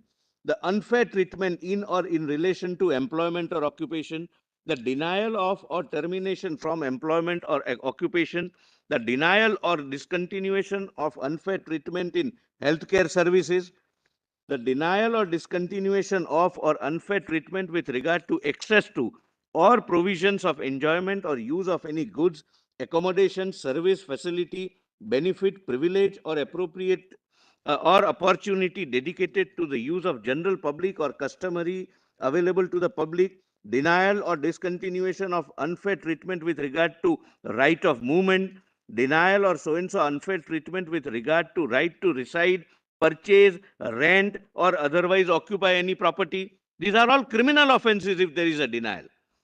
Denial of access to removal from unfair treatment in government or private establishment in whose care or custody a transgender person is, then recognition of identity of transgender persons. Recognition of a transgender person shall have a right to be recognized as such in accordance with the provisions of this act. Right to dignity, right to personhood, as my Lord, the Chief Justice said. A person recognized as transgender under subsection 1 shall have a right to self-perceived gender identity. Application for certificate of identity. My Lord, statutory certification is given that you are falling within the definition of transgender under 2K, based upon which you exercise your rights. And if there is any violation, there are penal provisions. Then issue of certificate, change in gender. Even if in LGBTQ, there are changes which take place because of hormonal therapy, other therapies, operation, etc. There is a concept of fluid gender. Sometimes a person is male, for a few days he is female, etc., etc. Let's not go into it. That's on the marriage, and we have much to say on that. Change in gender. After the issue of certificate under subsection 1 of section 6, if a transgender person undergoes surgery to change gender, either as a male or female, such person may make an application, then he gets a new certificate. Obligation of the appropriate government. There are statutory obligations, either central government or the state government, as the case may be, to take steps to secure full and effective participation of transgender persons and their inclusion in the society. The appropriate government shall take such welfare measures as may be prescribed to protect the rights and interests of transgender persons and facilitate their access to welfare schemes framed by that government. Appropriate government shall formulate welfare schemes and programs which are transgender sensitive, non-stigmatizing and non-discriminatory. Appropriate government shall take steps for the rescue, protection and rehabilitation of transgender persons, etc., etc. Then, my lord, obligations of establishments and other persons. Lord, there is a provision for a reservation for transgender persons. It's not, my lord, right now nobody is arguing the question of dignity, respect, privacy, etc. Right to choose one's sexual orientation. The definition is widely worded. Any deviation from the normal sexual orientation is protected under 2K. And rights are given, and any discrimination is criminally prosecutable. Right now, the limited question is, can by a judicial adjudication process, this honorable court create a institution of marriage for the simple reason, Lord, whether we like it or not, whether they give it up or not, whether, Lord, your court would go into it or not, it necessarily affects personal laws. Lord, Hindu Marriage Act is a codified personal law. Islam has their own personal law. Part of it is not codified. Part of it is not codified. Hindu law also, part of it is not. Into it, Solicitor, we said Only a minute. to them that so far as personal laws are concerned, we are not at present getting into that arena at all. That's not the point. Somebody who is Hindu, who is not here, can come and say that, why did you not give me the same treatment? I want to be Hindu. I want to marry under the Hindu Marriage Act.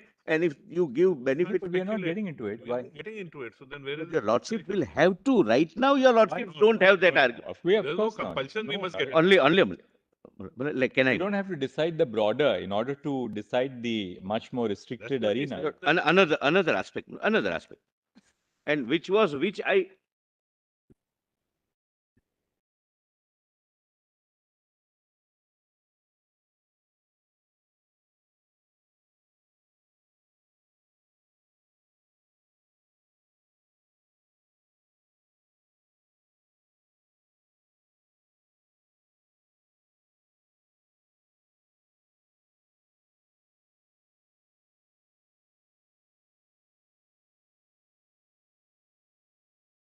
That confining the remits, my lord, I have something to say, my lord. Lord, your lordships would have Hindus, Muslims, everyone, whether your lordships go into or not, everyone will be affected, and therefore the central government very respectfully but specifically, my lord, prays that states will have to be heard. How many times will you That's say the the same question thing? we are trying to pose to Mr. If we are not touching the person, it's like saying that you must touch personal law. We don't want to touch personal law. We don't want to touch personal law, then why state should be heard? We are confining our remit at the moment only to one issue.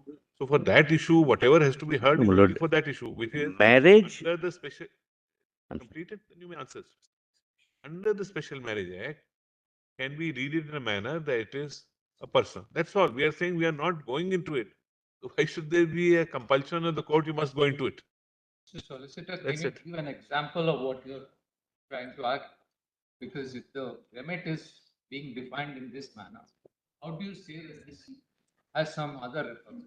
Yes, If you are Lord, that's one Mr. A, he is Hindu. He wants to continue as a Hindu. He wants to get married under the Hindu Marriage Act. He wants to undergo the. We're not going to address We are that at all. saying we are not rejecting or accepting. We are saying we are not doing it at the Lord, moment. we are then begging the question, my lord, Maybe. to reach somewhere. We are, my lord, short-circuiting the issue, my lord. That's kindly, my lord, allow me. Kindly let me. My lord, I am for the first time begging that I may be heard. To create something which we are not doing, and then you say I am obliged. Understand what is that you are saying? We are saying we have confined them. They may have opened a very wide chapter. We said no, we don't want to get into that wide area. We don't get.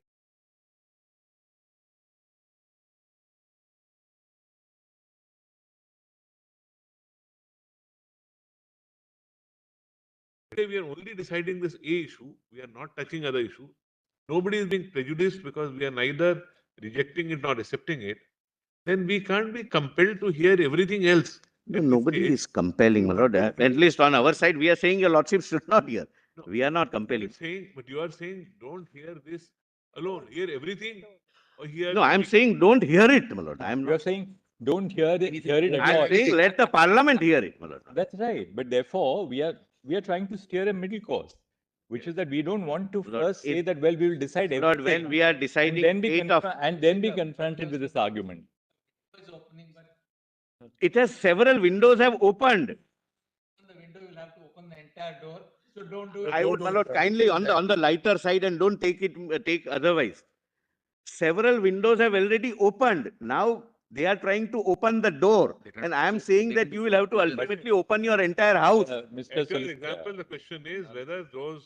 He is relying on those windows which have opened. These windows have got sufficient breeze inside or not is the question. Now, And another aspect. And those windows are willy-nilly going to open whatever we decide, because society is not dependent on.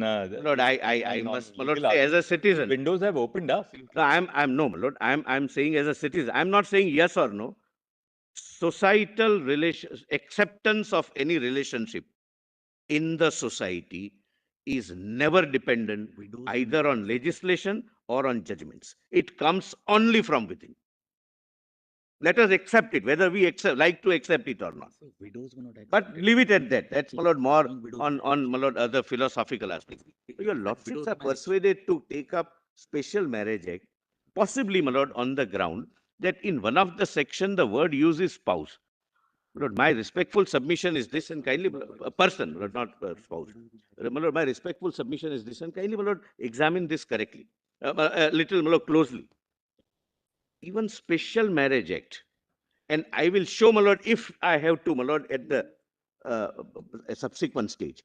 The legislative intent of the legislature throughout has been a relationship between a biological male and a biological female, including special marriage act. But Mr. Solicitor, Number one. there is a very important value judgment which you are making, that the very notion of a biological man is absolute, or that a notion of a biological woman is also an absolute notion. Never change. Which is incorrect. Biological man means biological man. It's not a question of notion. Yes, of course it is. None of us. There is no absolute concept of a man or an absolute concept of a woman at all. That's the whole argument in a broader constitution. Biological man, my lord, means man only. It means, my lord, biological man. Biological man is not a definition of what your genitals are. It's far more complex. That's the point. We stop having rights if we are not a biological. So even when the Special Marriage Act says man and woman, the very notion of a man and a notion of a woman is not an absolute, based on what genitals you have. Lord, biological man means genitals you have. Lord, I didn't want to use that expression. That's a point of view. Lord, another thing, for man, irrespective of other attributes than the genitals, there are separate age limits prescribed. Lord, what are we doing?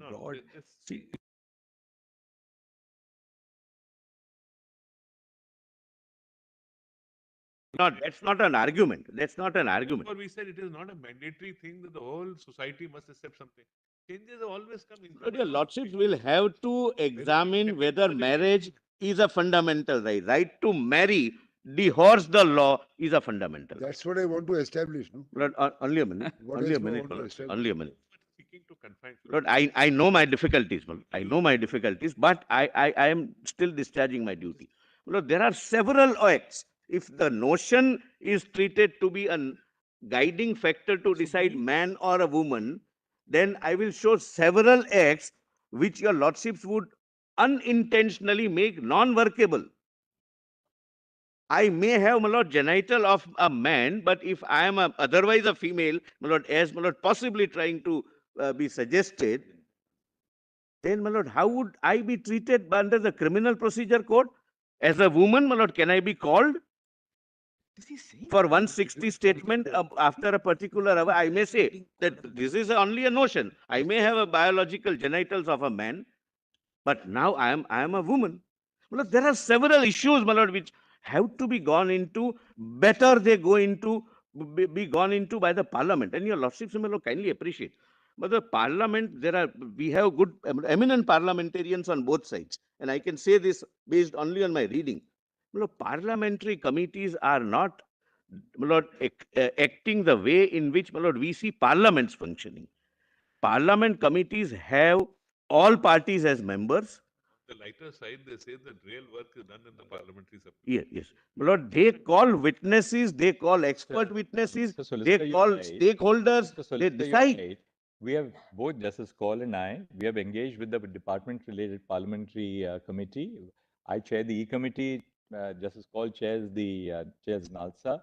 We have engaged extensively with the parliamentary committee. In fact, part of the reason why we have this huge support now for the E-committee is because I know, I'm aware of. In a different capacity, I'm aware. But see, no, my lord, it's not that, my lord. There are certain issues, my lord, which are better left to the discretion of the parliament. Your lordships, my lord, concern the government shares. No discrimination, no breach of privacy, right of choosing one sexual, my lord, orientation. Everything is taken care of. Mr. Solicitor, you are underestimating the impact which your argument is having on us. Don't underestimate the impact which your submissions are having on us. And now it's our turn now to put those problems to Mr. Rohit. Another aspect, my lord, another aspect. We know where we are trying to find. I'm fully confident. I'm fully confident. I'm fully confident. Only a minute more. Only a minute more. Let me continue. I'm only saying they came with a broader canvas, much broader canvas. We are saying we are unwilling to go into the broader canvas. We are not willing to go into the broader cost. We are not willing to go into personal laws issues. We are not willing to go into ABCD. Therefore, they have agreed to, for the time being, confine it only to the aspect which we are willing to rule on. And it cannot be said we must rule on everything. We are only willing to rule on that aspect. if that is the only remit which we are willing to consider, then naturally their arguments or your arguments, you may have arguments whether it can be done under this act or not, whether even what is being sought to be canvassed by them should be left to the legislature to consider whether they would like to get into it. But the remit or the contours of the argument will thus have to be restricted only to the extent we are willing to consider the issue. It can't go beyond. I'll just That's all give I'm an saying. example why I'm saying this. I'm just giving an And example. it is Live still example. open to you to argue in response that don't go into even this limited remit. That is again a I'm obliged. I'm we obliged. are more Lord, than what open has to happened hearing. is, There's no what has happened is this.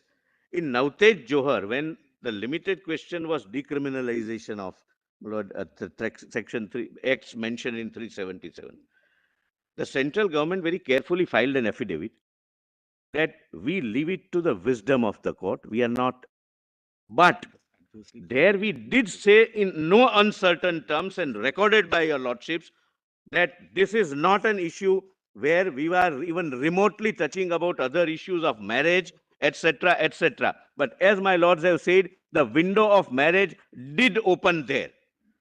Now, today your lordships may not go into the question of personal laws, but the window of that personal law will open.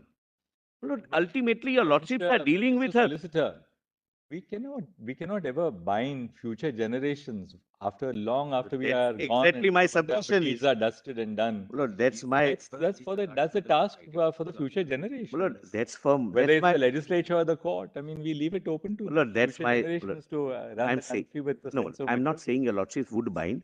Your lordship would never bind. That's the majesty of the court. But your lordships not going it right now and giving some, Lord, considering giving some relief would not mean that your lordships have never gone. That would, my lord, open another. That's all okay, my lord. That's okay. But ultimately, my lord, your lordship will have to consider, Lord, this even Special Marriage Act does not prohibit. And entry 5 concurrent list is agnostic. It's not on personal law. It's a law of marriage.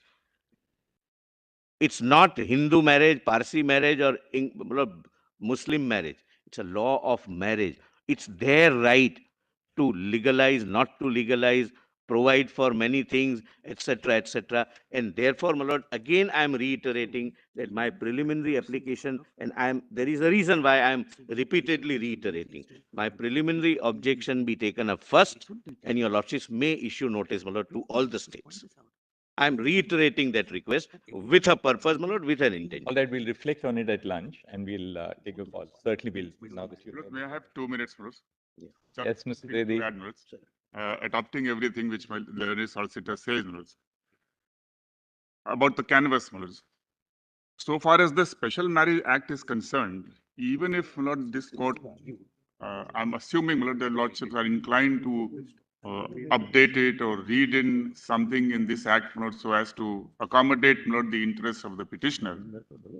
Even then, the first of all, the preliminary issue would be whether, my lords, the heterosexual unions with whom they are seeking equality. Mr. Rotagi himself said that if your lordship holds that they are equal, then the issue of reading in, etc., arises, my lords. Without first going into that question of equality, because it is going to be our strong submission, my lord, that there is no equality, my lords. It is one thing that they claim civil rights of different kind, with all sorts of consequences. Many countries, my lord, have had separate, my lord, enactments giving them certain recognition, certain rights. Even in UK, my lord, first there was a law enacted which gave them separately a right, and subsequently, my lord, this equality was granted by legislation. And therefore, my lords, the first and foremost question is, would this court be holding, Lord, because earlier in Navtej, your lordships never granted absolute equality, Lord, with heterosexual union. That was not the issue at all. So the lordships have not educated us that no judgment should be read, will not dehorse the issues which had arisen in that case. In that case, not the only issue was about the decriminalization, section 377, which in that context, your lordship made certain observations. Yes, as lawyers, we are entitled to rely on those observations and try to build further, my lords. But then that is not a final authority, my lord, for complete equality between the two kind of relations. One relation which has been existing, my lord, since time immemorial. Enormous continuity for heterosexual union. And that heterosexual union, my lord, as the lordship knows, is responsible for the perpetuation, the very existence of the human race, its perpetuation. Without it, my lord, the society itself will not live. The nations will not be there.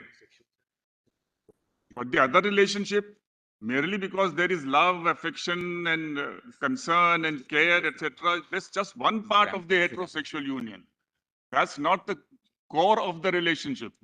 The very heterosexual union, this marriage amongst them, this institution is not the gift of law. It has been existing since Rig Vedas, and it's continued. The Manusmriti continued, my lords. And all religions, my lord, so basically, my lord, these marriages have evolved over thousands of years, my lords, and are based on usage, custom, religion, etc. And the core purpose was to perpetuate the human race. Without it, this relationship, my lord, it can't exist. You may have n number of other kind of relationship. Malanitran refers to group marriages, polyamorous marriages, and so many things are existing, and this same-sex is not a new phenomenon. It had been existing earlier, and they never claimed equality. They were never given equality. That's a very important aspect. Go as far back as in history, my lord, they have existed, but not on an equal level. Today, under the Constitution, it is one thing that they want to claim. The question is, therefore, what I'm trying to say is that this fundamental question, are they absolutely equal? Once your lordship comes to that conclusion that they are, then and then alone the question will be, do we read it in this act itself without any necessity of declaring any enactment ultra vires and so on, lords? And the second aspect is, lords, that even under the Special Marriage Act, there are two aspects. If your lordship looks at one section, it's 19. On 19, section 19,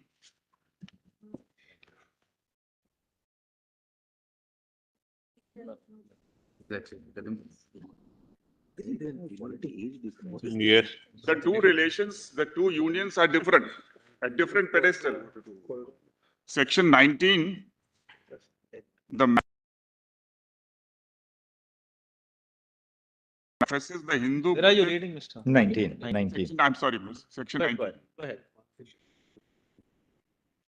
The marriage solemnized under this act of any member of an undivided family who professes the Hindu, Buddhist, Sikh, or Jain religions shall be deemed to effect his severance from such family.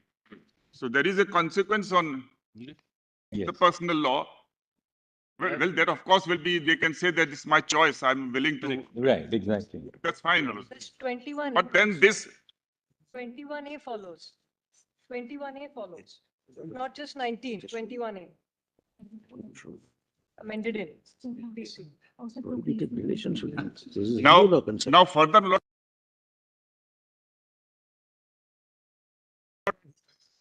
degree of prohibited relationship.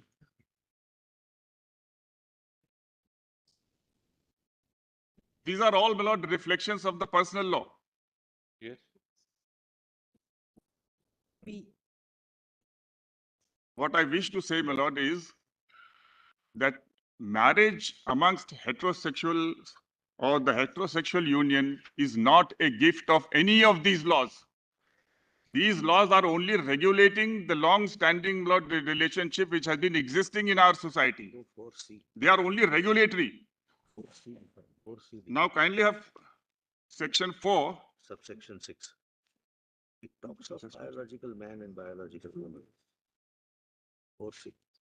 Now, kindly have 4B first. Neither party, and in fact in A, the expression spouse itself is indicative of an heterosexual relation. That's, of course, a question of submission on merit. B, neither party is incapable of giving a valid consent to it in consequence of unsoundness of mind, though capable of giving a valid consent, has been suffering from mental disorder of such a kind or to such an extent as to be unfit for marriage and the procreation of children. It talks of So the procreation of children and the perpetuation of the society, my lord, and the race and the nation is an intrinsic idea, my lord, spelled out in this. Therefore, that question will have to be decided first. And even if you decide it is equal, whether your lordship can still, my lord, read in, change all these provisions so as to accommodate, would be a submission on merit that is not possible even on merits, even if your lordship holds that they are equal. And then see, the male has completed the age of 21 years and the female the age of 18 years. Now, how can, my lord, the question of man and women doesn't arise? It has to be biological man and biological. Yes. Now, kindly have section 12. So the way these These are all arguments on merit. It's on the merits, but I'm just briefly, not cursorily taking a lordship's. No, this is an argument saying that don't do this, as the solicitor said, because it has various other ramifications. Even under the Special Marriage Act, don't do it. We'll with respect, I'm saying I appreciate the fault from my lord, no, but I'm saying something else. I'm saying first, because of the historical submission which I made, because of these provisions, etc., and because of the fact that under this act, my lord, the states are empowered to make rules. Therefore, my lord, the states are absolutely essential party, necessary party, my lord, and no adjudication should be done without, my lord, issuing notices and pleading the states. All right, we'll consider Particularly, that. we have moved an application and I have not got an opportunity, so I must be, my application should be allowed, my lord, and given an opportunity. My lord. Thousands Yes, of Mr. people. Bill. 2 minutes, only 2 minutes. Well, it's, at least some of us on this side, at least for speaking for myself, believe in the autonomy of the individual.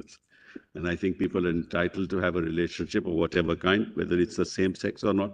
I think that needs to be celebrated because that's the way society is moving forward.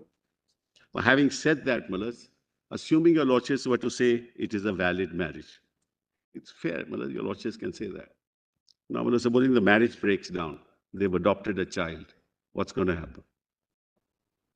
Who's going to be the father? Who's going to be the tenant? Under procedural criminal law, who is the woman? Who will give maintenance? These are very, very serious societal consequences of that declaration. Either you take it as a whole or don't take it at all. I'm not averse to either. But if you do it piecemeal, it'll create more problems for that unity, for that union, for those two people, whether they're women or they're. In other legislations, when this has been done, if you look at the legislations around the world, they actually reform all the other laws in tandem with it. If you do it piecemeal, you will actually be hurting that very community. And that's very dangerous. I am all for it personally, but I'm not in this fashion. So are you saying do everything? Either you do everything or you do nothing. But if you do it piecemeal, you're going to hurt that union. You are representing which state? Sorry. Well, I'm not representing anybody. In fact, I need not even argue because your lordships are leaving out personal law for Jamiat. So I need not even argue. But I'm just, No, I just want to know. an officer of the just to court. appreciate the submission, I want to know which is the group you represent. If you're not representing, I'm sorry? which is the group you represent? Which is the The stakeholder? Jamiat, Jamiat Ulama-i-Hind. Therefore, I am out of it, really, because your lordships have clarified it. I don't have to be here. But I want to, no, just as having practiced here for so many years, I need to. Yes. These are very, very complex, serious issues. If you decide it piecemeal, it's going to have huge ramifications. There'll be ghettoization. Imagine the impact in a village. Mr. Sibyl, what we can do is that at the latter part of the arguments, we'd like you to assist the court for about half an hour or so. Please do. Deeply. We come back. To just take May I have your lordship attention? There are certain other organizations. For example, Look, we can't be hearing everybody to open their cases what we do is now we've got a broad understanding of where the rival viewpoints are. We'll come back after lunch and now begin with Mr. Rohatgi's Very well. submission. I Grateful. think. May I have your Only thing what we attention? wanted to say is, not on the merits, but Lord, you are Bharatiya Sant Samiti, the Hindu chain. I'm not on that. I'm in the So, institution of marriage, now just one the thing society. on the logistics, Mr. Rohatgi. Lord, I will finish by 4. By 4 o'clock. Yes. Now, Dr. Singh. once you have covered this ground, Yes. I take it that the others will only make short supplementing submissions. Yes. Who will be leading? Dr. Singhvi, how long? Dr. Singhvi, Then me. Mr. Kirpal wants to say. Mr. Dr. Kirpal. Singhvi, then Mr. Vishwanathan. So, my lord, I'll just submit. Give us a small. Just give us a list of the order, set out the orders so that we can call out the names one after the other. And we will take it that maybe all of you should be able to conclude by Thursday. Very well, my lord. So that we'll give you until the end of Yes, Thursday Lord, I for think the that- entire this that side. would be sufficient. Then the following week we can, Malad. Even that I feel, once you have addressed. May others will have your very lordship, short Supplementing. I don't Yes. know if you finish today, how much supplementary can there be? Not much. Lord, I will place the relevant judgments which will establish, according to me, that we have a fundamental right, my Lord, to a marriage. So and perhaps to be Thursday afternoon the others Yes. can start. I think Thursday afternoon the rest of us can start. And I'll get my choice. Highly obliged. But I would. may I have a turn for a Lord, few your minutes lordships after? are rejecting my application. Mr. Solicitor, Mr. Attorney General? Yeah, after lunch, may I have a few minutes of Yes, your lordship's after time? lunch. Very good. We're highly obliged.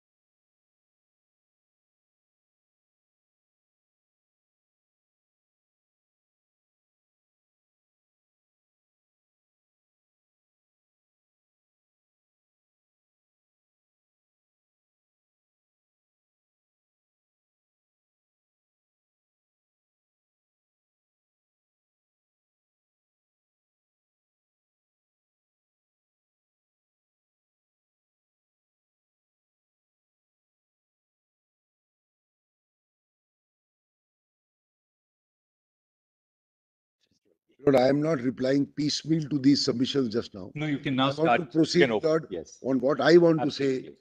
Then, Lord, I'll deal with this briefly, these interventions.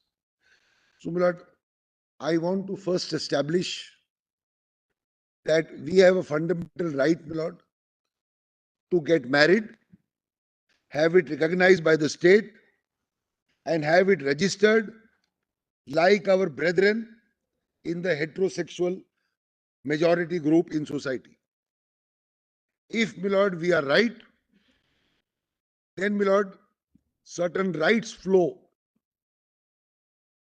from that status of marriage. Some of it was being explained, my Lord, like pensions,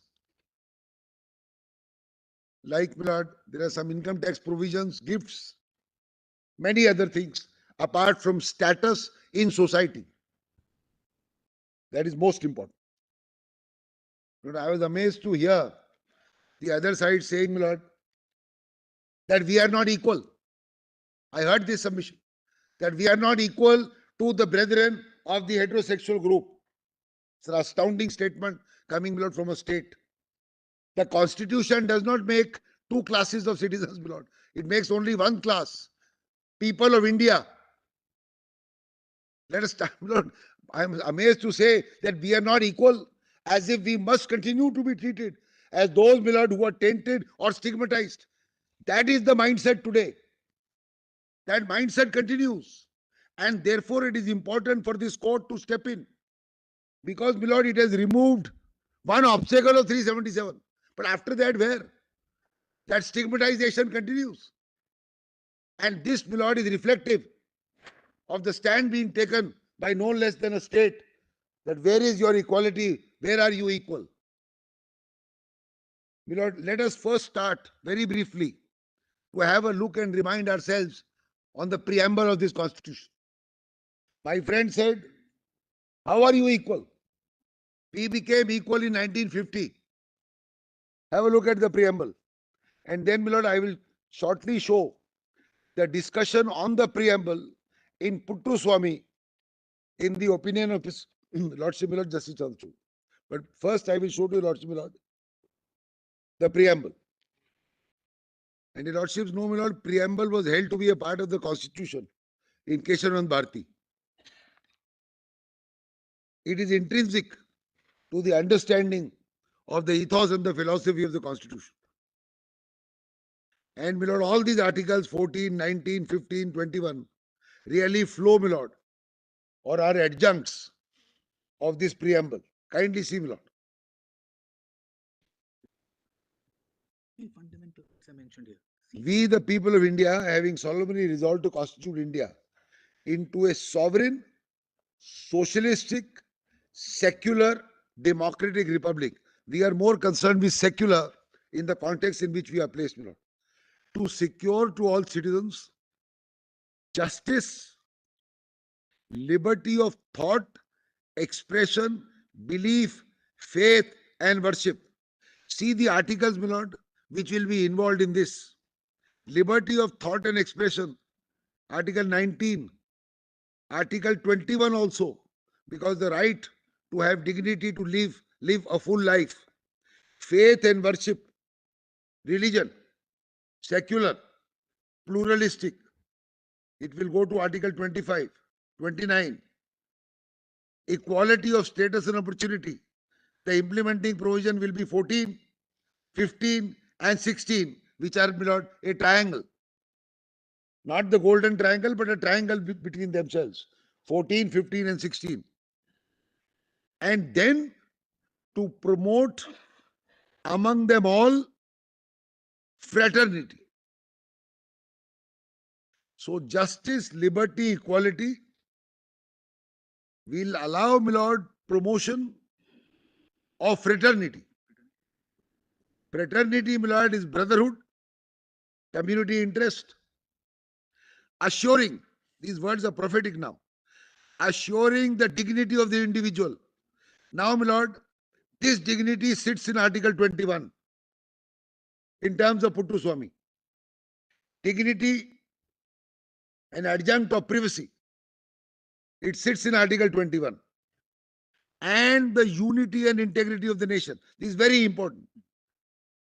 So it is not, my lord, only dealing with these individual rights. It says that justice, liberty, equality will promote fraternity. What will it do?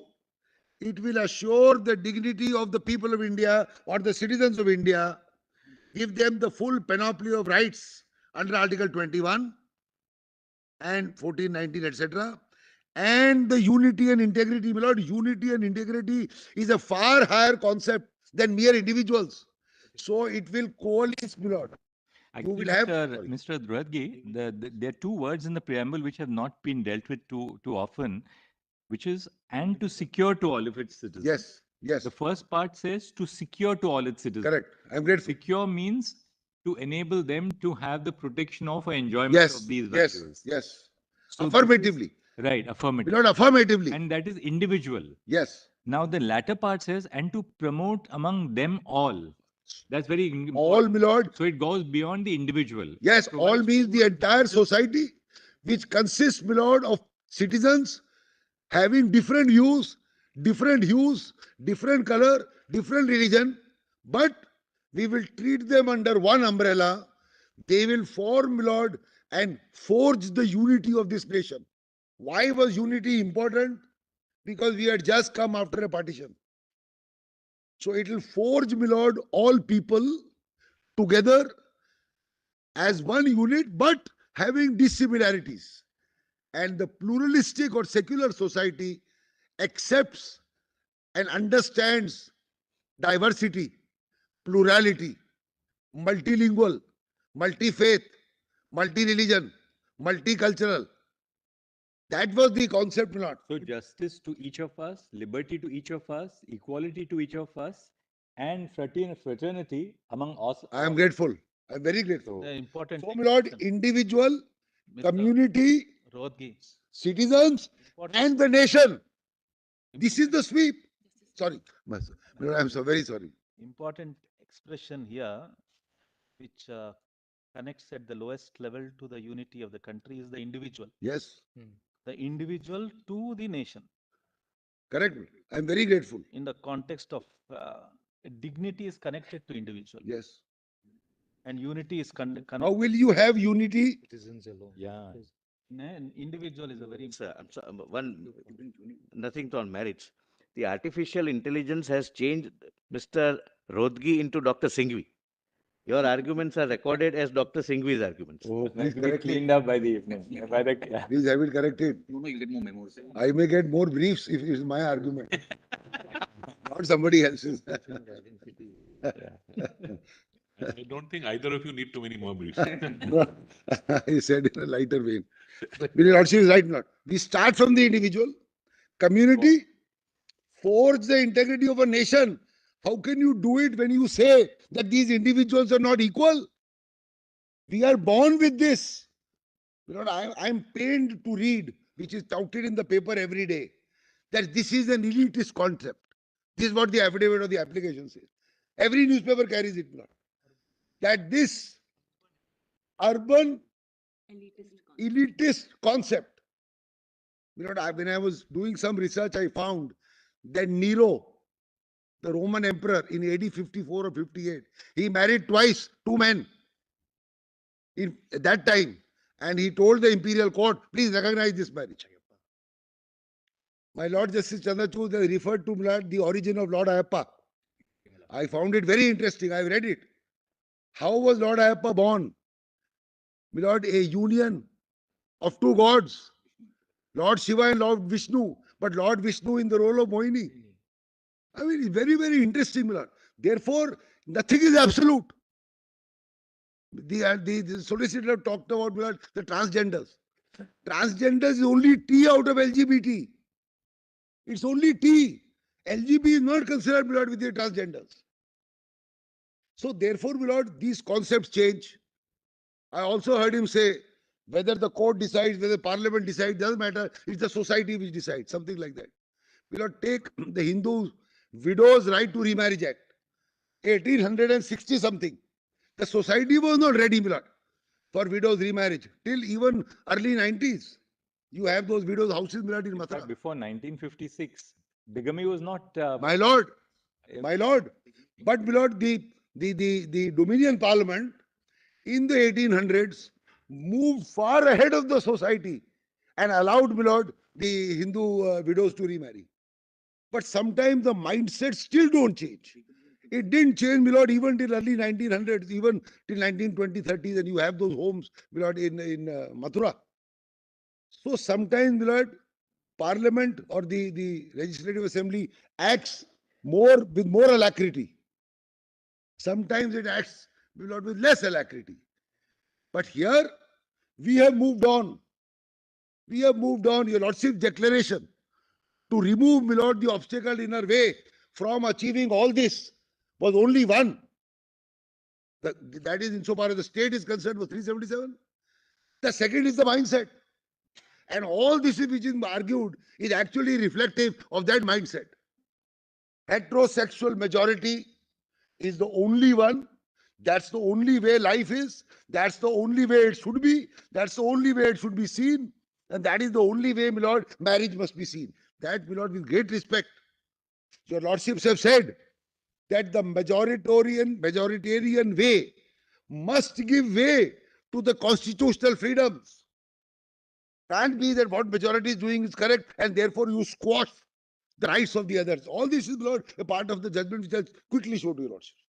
I am not adding anything, my lord, except this, some research I had done, my lord, for all this. But otherwise, this is all, my lord, documented. Society today. No, my lord, my friend is right. See, my lord, the Chief Justice referred to this fact. Navtej came, my lord, 5 years ago.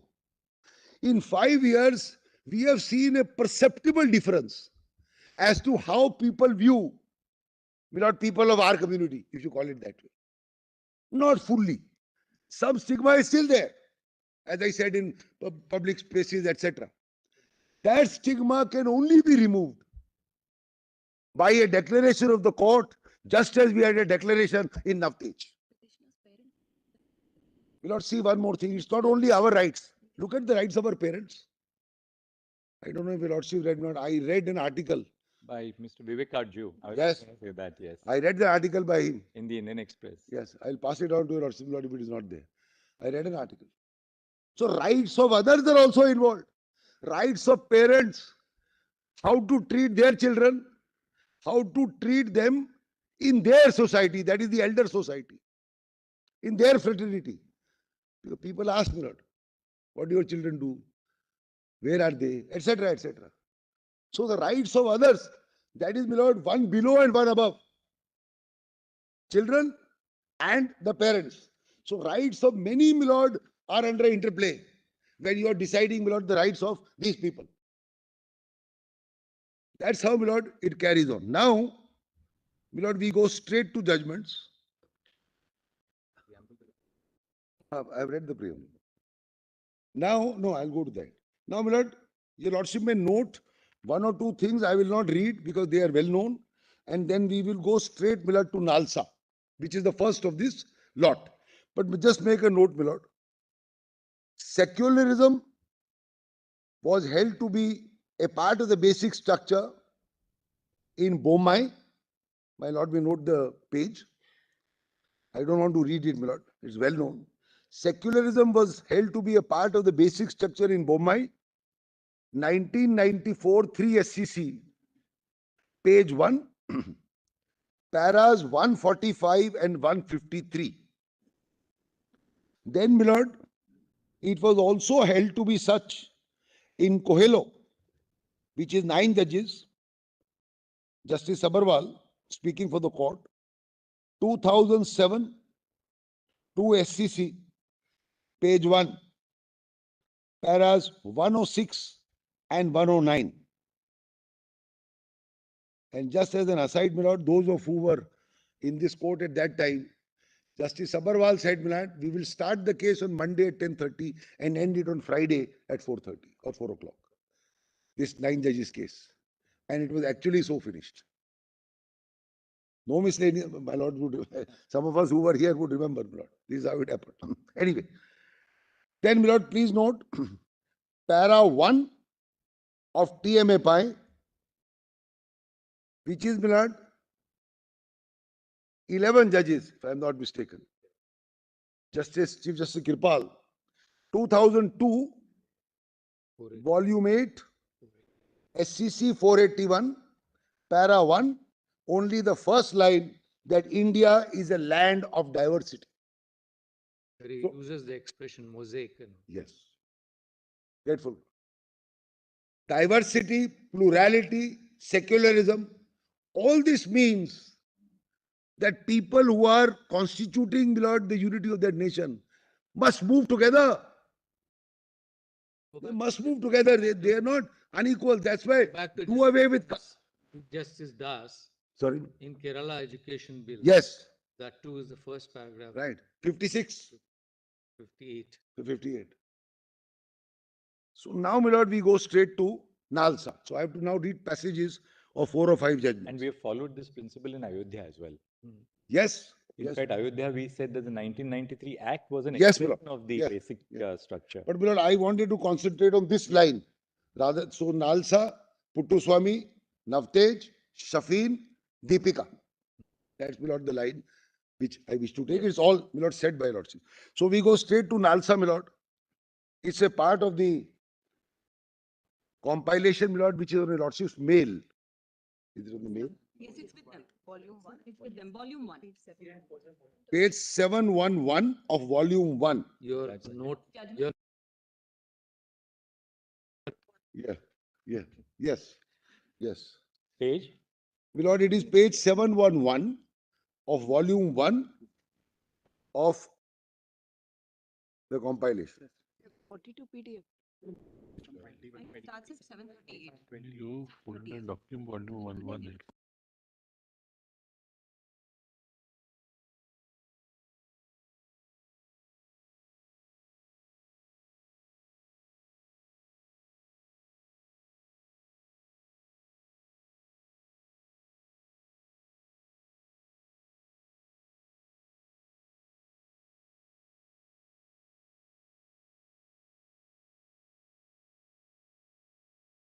Chief's words. What's the meaning? President words.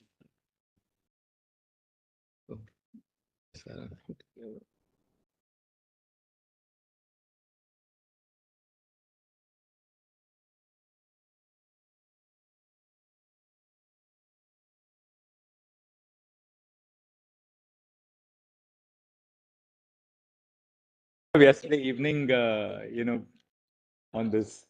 Oh, the law clerks will assist me. No, I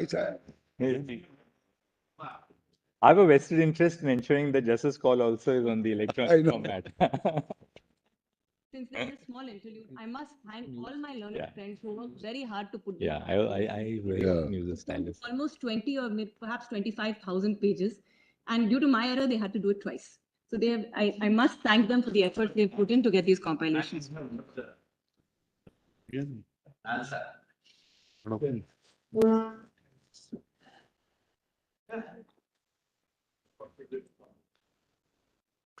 can blame it on the laptop.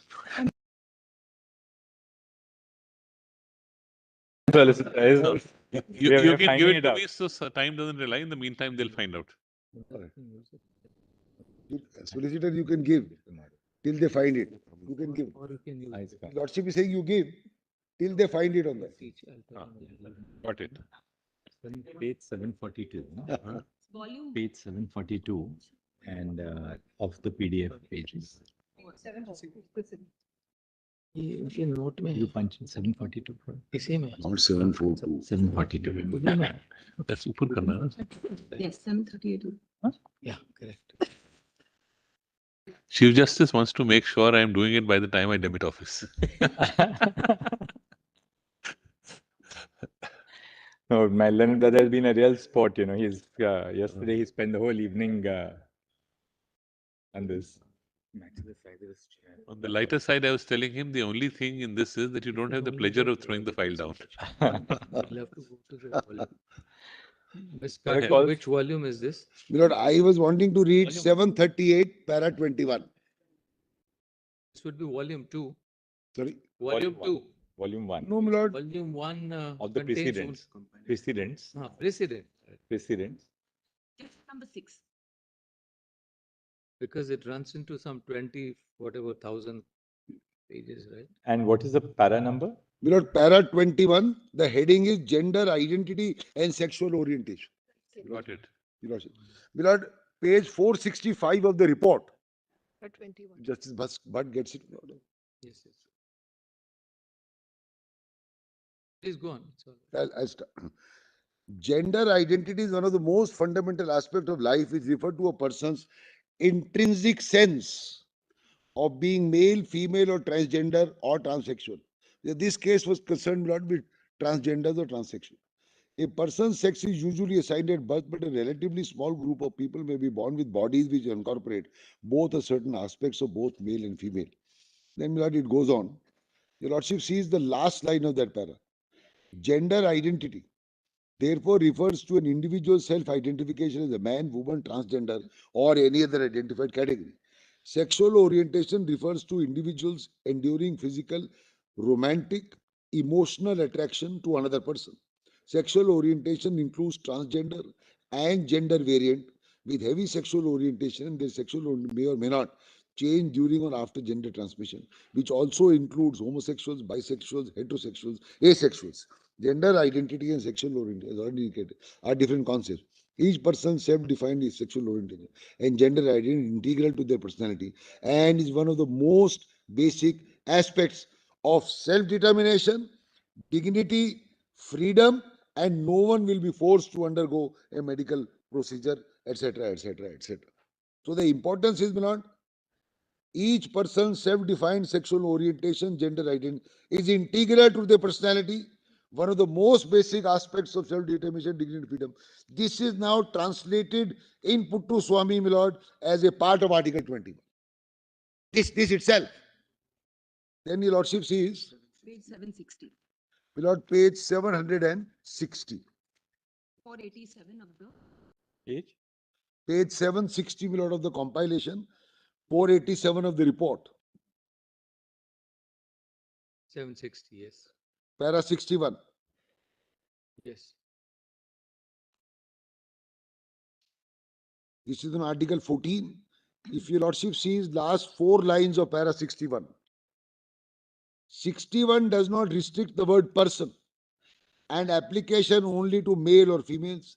Hijras, transgenders, who are neither male, female, fall within the expression person and hence entitled to legal protection of laws in all spheres of activity, including employment, healthcare, education, as equal, etc., etc. Would your lordship just see the first part also? Yes, I should have read. Article 14 states that state shall not deny to any person equality before the law or equal protection. Equality includes full and equal enjoyment of all rights and freedoms. Right to equality has been declared as a basic feature of the Constitution, and treatment of equals as unequals and equals as unequal will be violated. So equality in the preamble, equality as reflected in Article 14 is also, my lord, a basic structure, just like secularism, just like judicial review, just like rule of law, and some other aspects. My lord, last line of that page, discrimination on the ground of sexual orientation or gender identity therefore impairs equality before law and equal protection of laws and violates 14. Your lordship turns to the next page. Para 63. Article 15 and 16 prohibit discrimination against any citizen on certain enumerated grounds, including ground of sex. In fact, both articles prohibit all forms of gender bias and gender-based discrimination. 15 states, state will not discriminate against any citizen on the ground of sex, etc. Then come to 66, my lord. 15 and 16 sought to prohibit discrimination on the basis of sex, recognizing that sex determination is a historical fact and needs to be addressed. Constitution makers can be gathered, gave emphasis to fundamental rights against sex discrimination so as to prevent the direct or indirect attitude. This is important. So as to treat the direct or indirect attitude to treat people differently for the reason of not being in conformity with the stereotypical generalization of binary genders. Both gender and biological attributes constitute distinct components of sex. Biological characteristics, of course, include genitals, chromosomes, secondary sexual features, but gender attributes includes one's self-image, deep psychological or emotional sense of sexual identity and character. The discrimination on the ground of sex under 15-16 therefore includes discrimination on the ground of gender identity. The expression sex is not limited to a biological sex of male or female, but intended to include people who consider themselves to be neither male nor female. This then found its way, my lord, in Anuj Garg, that, my lord, employees of a hotel, whether you could, this find, my lord, mentioned in Anuj Garg. No, but the same thing is in Anuj Garg. Same thing is in Anuj Garg. Though Anuj Garg was earlier. Justice Sinha speaking for the court. Same thing is in Anuj Garg. And what your lordships have, my lord, discounted is the view of Nargesh Mirza. My lord, next page. Second line. State is bound to take some affirmative action for their advancement so that injustice done to them for centuries could be remedied, etc. Then, my lord, 19(1)(a), para 69, just above placetum E. Article 19(1)(a) states that all citizens will have the right to freedom of speech expression, which includes one's right to expression of his self-identified gender. The self-identified gender can be expressed through dress, words, actions, or behaviors. So expression is not limited to, my lord, speaking, speech, or reading. The self through dress, words, actions, no restriction can be placed on one's personal appearance or choice of dressing, subject to restrictions contained in 19(2). My lord, the next page, 763, page 490 of the report, para 71. The principles referred to above clearly indicate that freedom of expression guaranteed in 19(1)(a) includes freedom to express one's chosen gender identity through varied ways and means by way of expression, speech, mannerism, clothing. Gender identity, therefore, this is important, lies at the core of one's personal identity. Gender expression and presentation, therefore, will have to be protected. Under 19(1)(a), a transgender personality could be expressed by his behavior and presentation. The state cannot prohibit, restrict, or interfere with the transgender's expression, etc., etc. Then, my lord, para 73, Article 21. After the quotation, Article 21 is the heart and soul. The Constitution which speaks of the right to life and liberty. Right to life is the most fundamental, not even the state has the authority to violate. Article 21 takes care of aspects of life which go to make life meaningful, protects the dignity of human life, one's personal autonomy, one's right of privacy. These are prophetic words which ultimately came, my lord, in Puttaswamy. Right to dignity is recognized as an essential part of the right to life and accrues. Francis Corali Mullin, this court held the right to dignity forms an essential part, and, my lord, is not only mere existence, that your lordship said. That then 74. Recognition of one's gender identity lies at the heart of fundamental right to dignity. Again, now Article 21. Gender is already indicated constitutes the core of one's self-being as well as an integral part of an identity. Legal recognition of the gender is therefore a part of the right to dignity and freedom. Again, my lord, re-emphasizing Article 21. And then 21, my lord, his lordships talk about Anuj Garg, etc.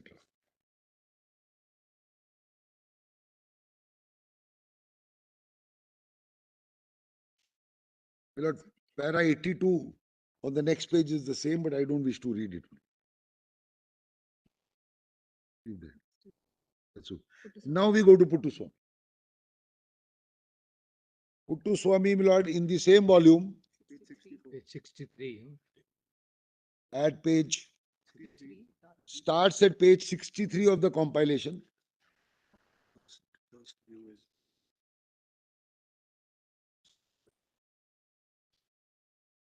Your lordship sees, my lord, the opinion of his lordship Justice Chandrachud, as his lordship then was, at page 407 of the compilation, 345 of the report.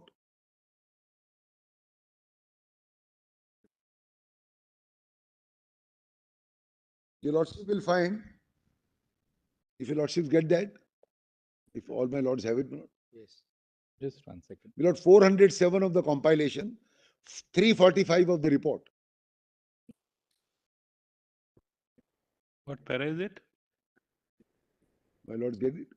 What para is it, I said? My lord, it starts at 407, page 345 of the report. Page starts at page. I want to go straight to the expounding of the preamble at 464 of the compilation and 402 of the report.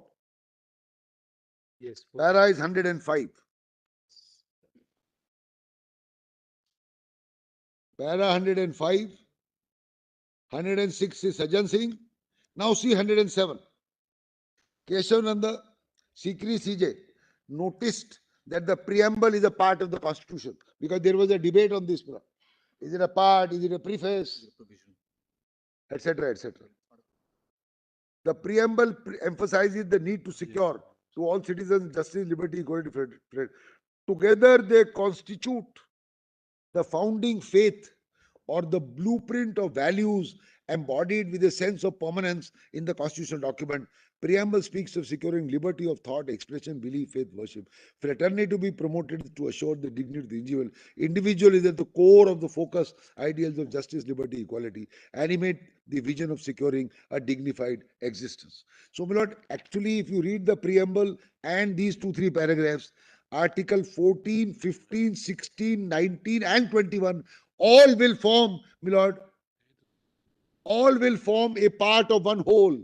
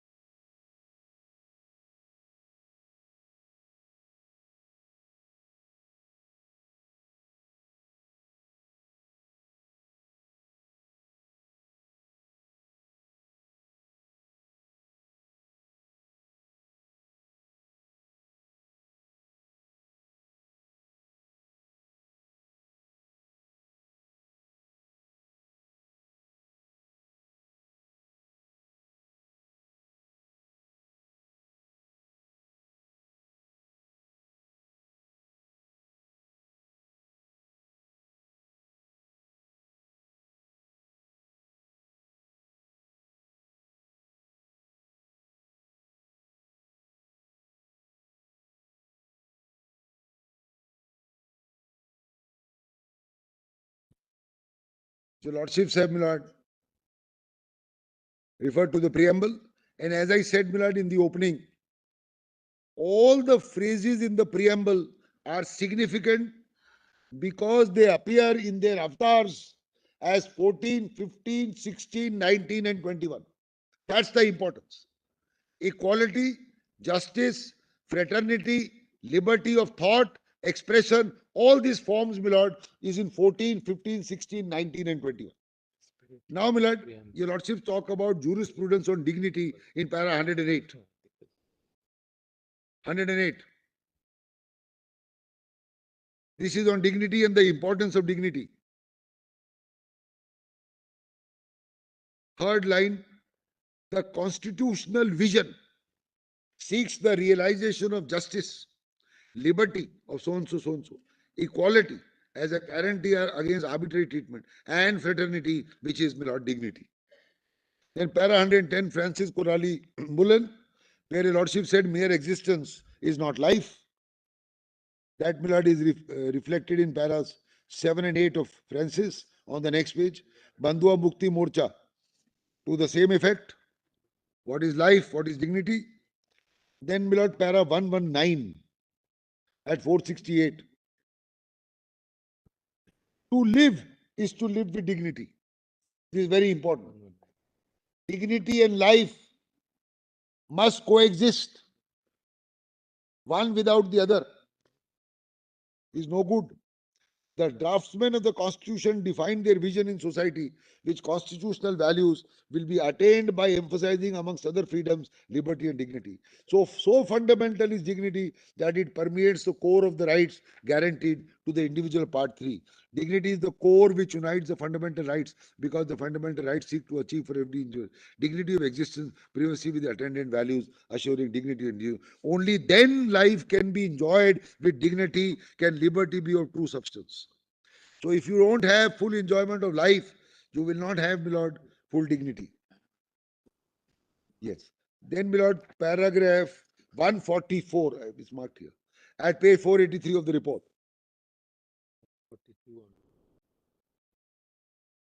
This is very important, my lord, for the majoritarian group within the society and the minority group.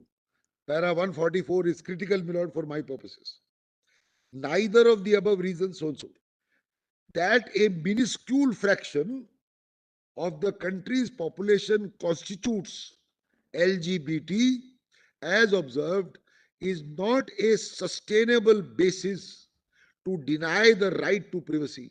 The purpose of elevating certain rights to the stature of guaranteed fundamental rights is to insulate their exercise from the disdain of the majorities. This is what is happening to us. We are facing this disdain. We are facing this stigma. Whether legislative or popular, the guarantee of constitutional rights does not depend on their exercise being favorable regarded by majoritarian opinion. The test of popular acceptance does not furnish a valid basis to disregard rights which are conferred with the sanctity of constitutional protection. Discrete and insular minorities face grave dangers of discrimination for the simple reason that their views, beliefs, or way of life does not accord to the mainstream. I respectfully submit, Milad, this is the core of my argument.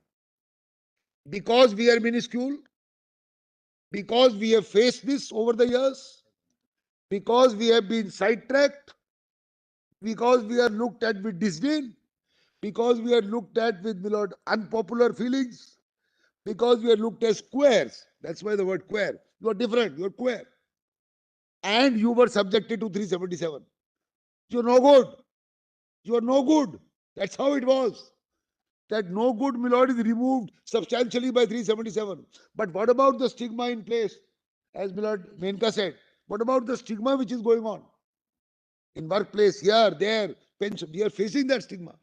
That can only be removed by a constitutional declaration by the highest court of the land. That my rights are equal to those of the others. They have a right of marriage, unit of family, respectability, plus a concomitant of rights which flow from that respectability. The same thing should accord to me. And I should not be discriminated only because, my lord, we may be 10,000 and the others may be 10 crores. This is the core, my lord, of my submission. Then, my lord, next page. Last line, my lord, of that page. I have to read this paragraph. Yet in a democratic constitution founded on the rule of law, their rights are as sacred as those conferred on other citizens to protect their freedoms and liberties. Pausing here, my lord, it is argued on the other side. We are not equal. As if we are back in the 30s or 20s or 1800s, that you are lesser mortals. So don't talk about rights. Don't talk about marriage. Live the way you are. Be happy that 377 is gone and be done with it. That, my lord, is the approach of the majority which is being reflected by the other side. Sexual orientation is an essential attribute of privacy. Discrimination against an individual on the basis of sexual orientation is deeply offensive to the dignity and self-worth of the individual. Equality demands that sexual orientation of each individual society must be protected on an even platform. Very important, the phrase is even platform, not an uneven platform of equals and unequals. The right to privacy and protection of sexual orientation lies at the core of fundamental rights of 14, 15, and 21. There can be no doubt now, my lord, that my rights, which will ultimately now, this will be followed by Navtej. So reading this and Navtej will make it clear that the rights of all, including my clients, in full exercise and enjoyment of their rights in 14, 15, 16, 19, and 21, must be the same as that of the others. And therefore, the next logical step after removing 377 is the cherished object of marriage, family, and a unit in the society's order. And that, my lord, will give us other rights which we are talking about, whether larger issues, smaller issues. But those, my lord, will give us. But it gives us respectability. It's not only a case of, all right, no 377, but you live the way you want. Live the way you want in your house. Don't come outside. Because if you come outside, the majority will look at you with disdain. That has to be removed, my lord. And when your lordships do it, it has the same effect of law as Parliament by virtue of Article 141. And it is no answer ever to tell, my lord, a constitutional court, which is the guarantor of fundamental rights. My lord, last 70 years it has been said that this court is the guarantor of fundamental rights. It is no answer to say that even if one man comes and complains of his violation, my lord, of fundamental rights or an enforcement of fundamental rights, you better wait for Parliament. No answer. No court has, this court has never accepted that answer. 32 is itself a fundamental right. I have a right to come to the court and complain. My fundamental right is being violated, not followed, not being implemented. And this court must come to my aid. Need not be a group. Maybe the whole, my lord, the population may be against me, but I have that right. And I cannot be told, with great respect, I submit, my lord, in humility, that I must wait for Parliament. Somebody should then enact after I am dead and gone. Then, my lord, 145. When your lordships, my lord, reverse Kaushal, last 4 lines, my lord, of 145. The rights are not so-called, but are real rights founded on sound constitutional doctrine. They inhere in the right to life. Again, 21. They dwell in privacy and dignity. Now a part of 21, my lord. They constitute the essence of liberty and freedom. Sexual orientation is an essential component of identity. Equal protection demands protection of identity. So real rights, that people should not look at me with disdain. People should not say you are queer. People should not say let's not be friends with you. Then, my lord, that is Kaushal. My lord, 146. The decision in Kaushal presents a de minimis rationale when it asserts that they have only 200 prosecutions. This is an argument of minuscule against the majority. Kaushal went on this, my lord. Very small people, very small group. How does it matter? Why should it bother?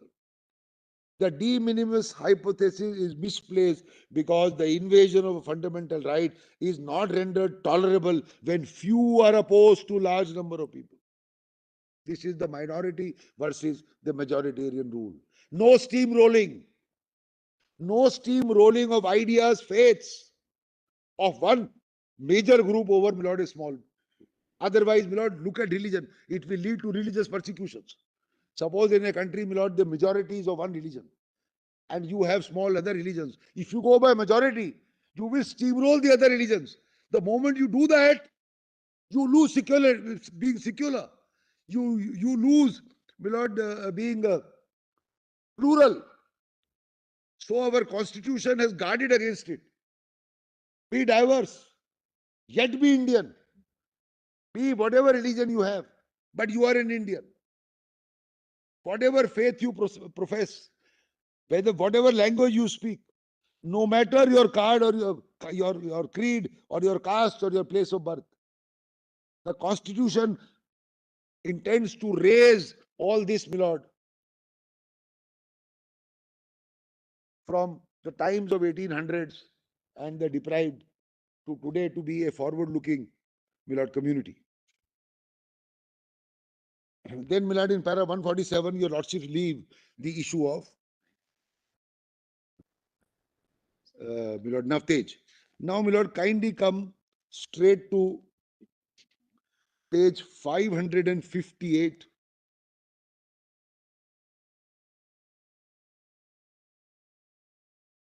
Para starts, my lord, at 294.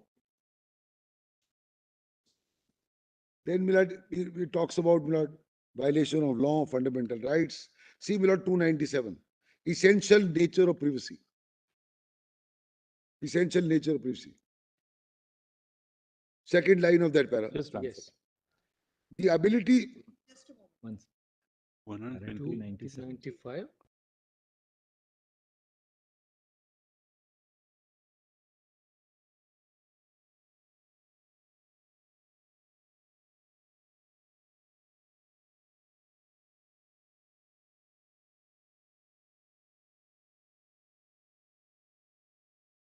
559.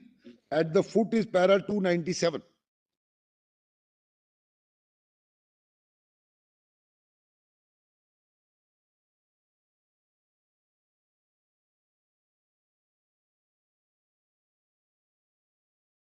Yes. Below second line, placidum G. The concept is founded on the autonomy of the individual. The ability of an individual to make choices lies at the core of human personality. Choice, notion of privacy enables the individual to assert and control the human element, which is inseparable from personality of the individual. The inviolable nature of human personality is manifested in the ability to make decisions on matters intimate to human life. These words echo today. Choice, my lord, of human lives, choice of people. It's not, my lord, an elitist concept. It is, my lord, innate, with which people are born. So was Nero born, and thousands of years ago. Autonomy of the individual is associated over matters. On Nero. Sorry, my lord. Let's not model ourselves. I'm sure You're right, my lord. You're perfectly right. We can't model ourselves on Nero. Of all the Who said this? When Rome is...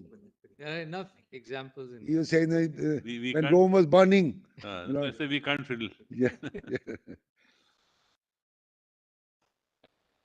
Then, my lord, between placidum A and B at page 560 of the report, without the ability to make choices, the inviolability of the personality will be in doubt. One line later, privacy is a postulate of human dignity.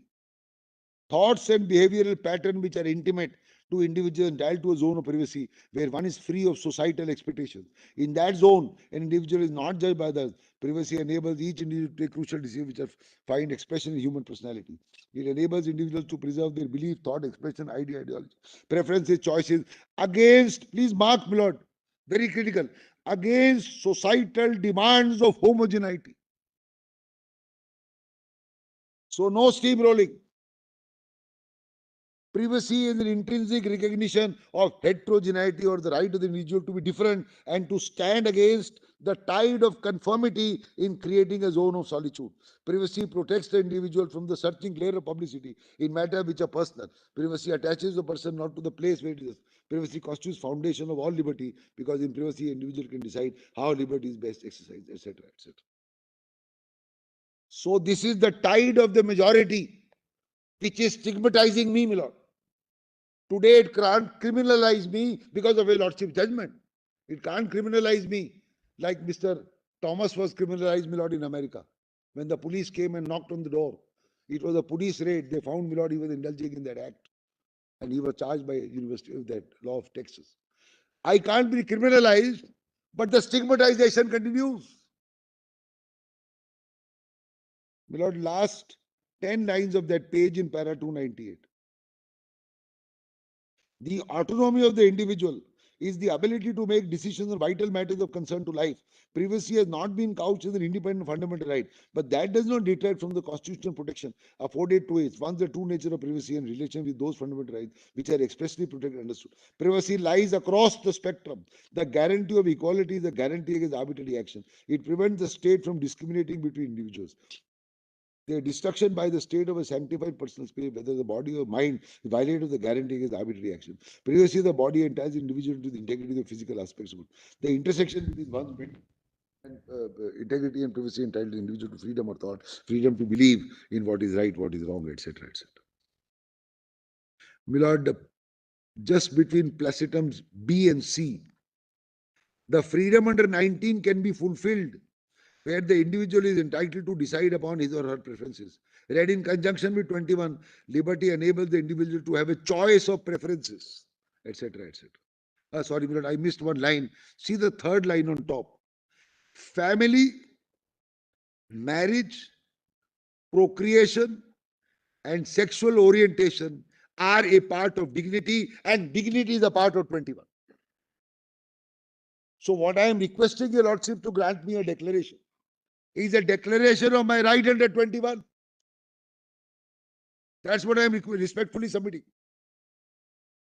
And procreation in, my lord, today's scenario can also include adoption, IVF, surrogacy, need not only be procreation in one form.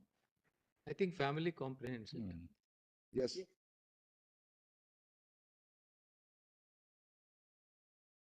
Then, my lord, again, I have read that lesson. Now, my lord, 299, first line. Privacy represents the core of human personality.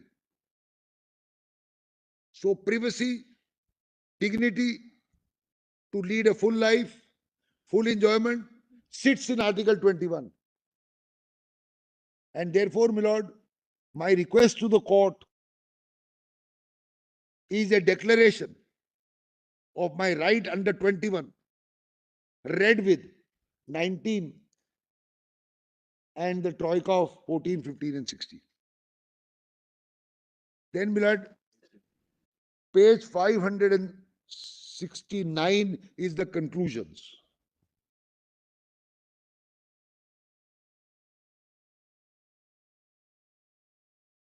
Where MP Sharma Millet is overruled at 316.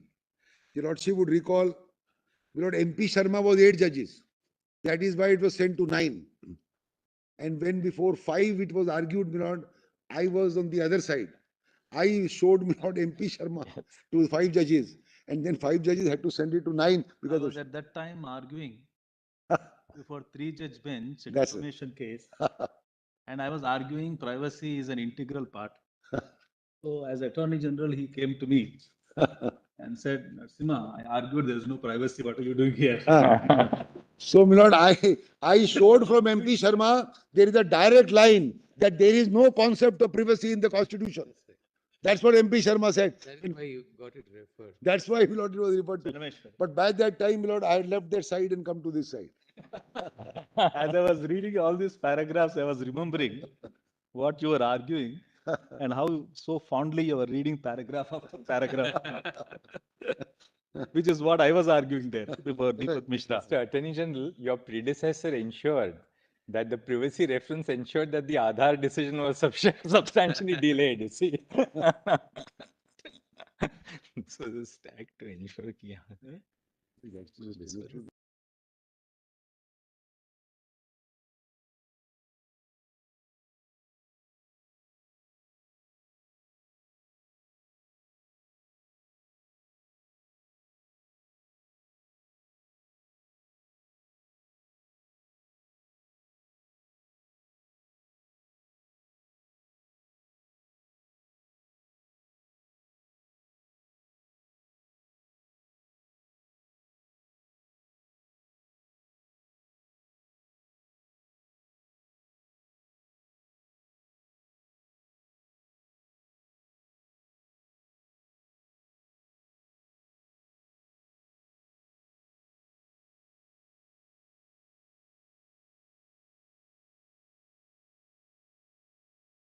And, my lord, Khadak Singh, etc.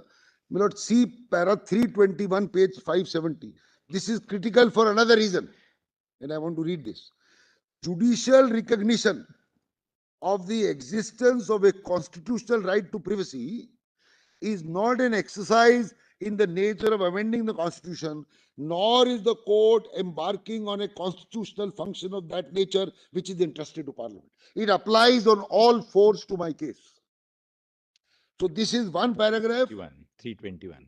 321, my lord, is very critical for my purposes to counter the argument.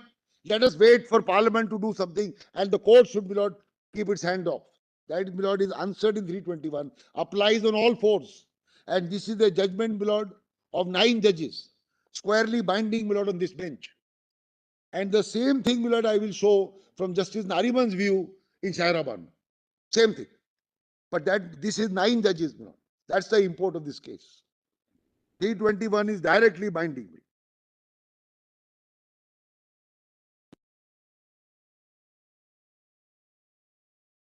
Privacy postulates a bundle of entitlements and interests which lie at the foundation of ordered liberty. My lord, 323 is very important again. Again on plurality and the majority. 323, my lord. Para. Privacy includes at its core the preservation of personal intimacies, sanctity of family, marriage, life, marriage, procreation. Please underline marriage. These are prophetic to my case today. I am arguing the case of family. It's slightly more perhaps because it is not only 21. This is in the context of expounding 21. You want to exercise freedom of association. Yes. Now, whom do you want to? What do you want to speak? Yes. What you speak here and what you speak at home is going to be different. So there's an intersection of privacy in the exercise of every right. 19. Autonomy Article and 19. privacy go hand in hand along with the exercise of every right. Yes. And not just 21 rights. I appreciate. My right is bolstered by aspects of 19 which your lordship are expounding. But see this, blood. Sanctity of family, life, marriage, procreation, home and sexual orientation. What else am I wanting? It is already granted. That's why I said, blood, I'm not reinventing the wheel. It's all here. I'm only putting it together. Because there was no question of marriage in those cases. But I am only putting it together. Really speaking.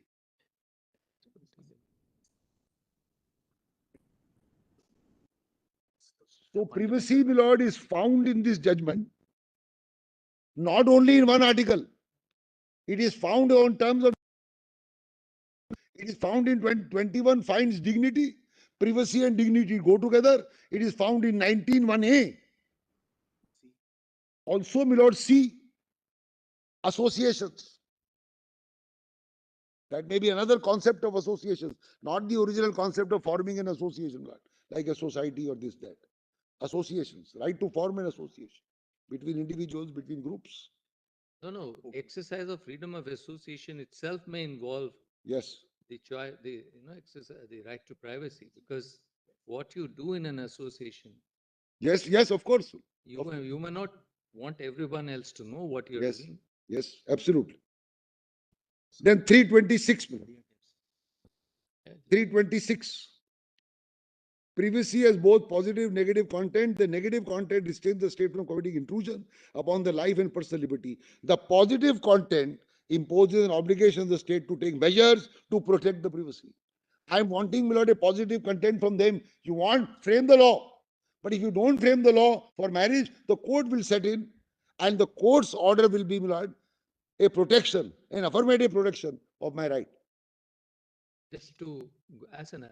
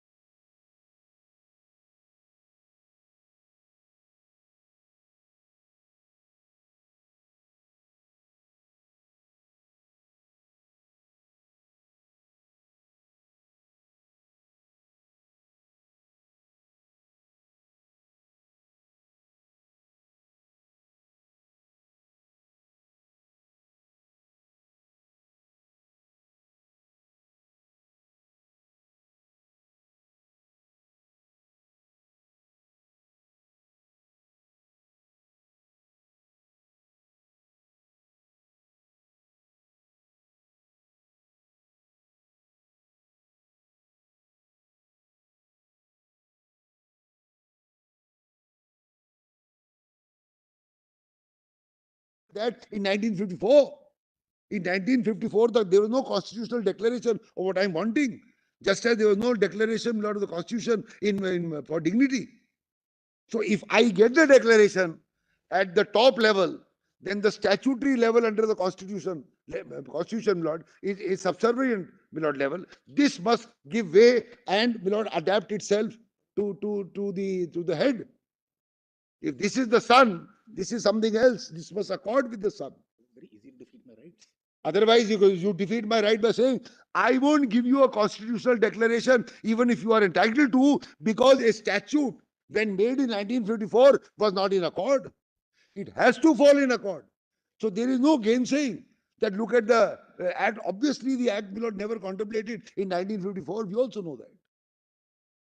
Therefore, I am not wanting, my lord, merely an amendment to the act without the declaration. Because if your lordships only interpret, my lord, the act, tomorrow it can be amended by parliament. Then we are sunk. So I want first, or I request, not want, I request a constitutional declaration of marriage akin to that of the heterogeneous group. Once I get the declaration, then, my lord, the law which is in existence in 1954 must fall in place with that declaration by a method of purposive interpretation. That's how, my lord, this I have done that. Now, my lord, we go to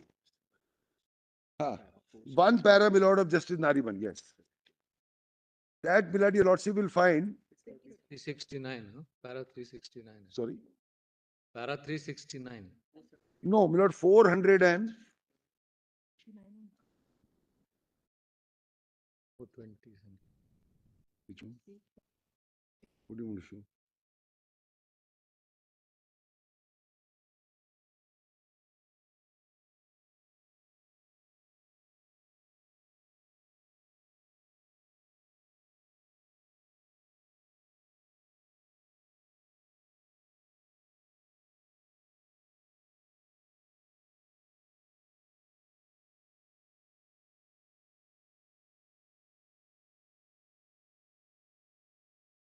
Case law, both in the US and India, show this concept has traveled far from the mere right to be let alone, to recognition of a large number of privacy interests, which apart from privacy of one's home and protection from unreasonable searches, has been extended to protecting an individual's right in making vital personal choices, such as the right to abort, the right of same-sex couples, including the right to marry, procreation, contraception, general family relationships, etc., etc.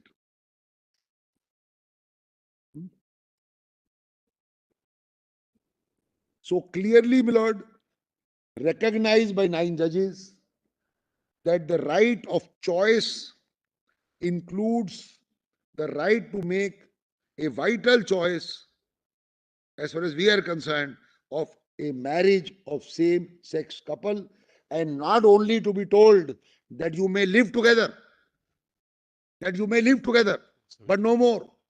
That cannot be said, my lord, as is being argued.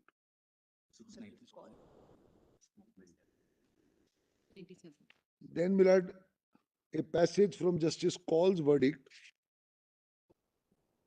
at 697.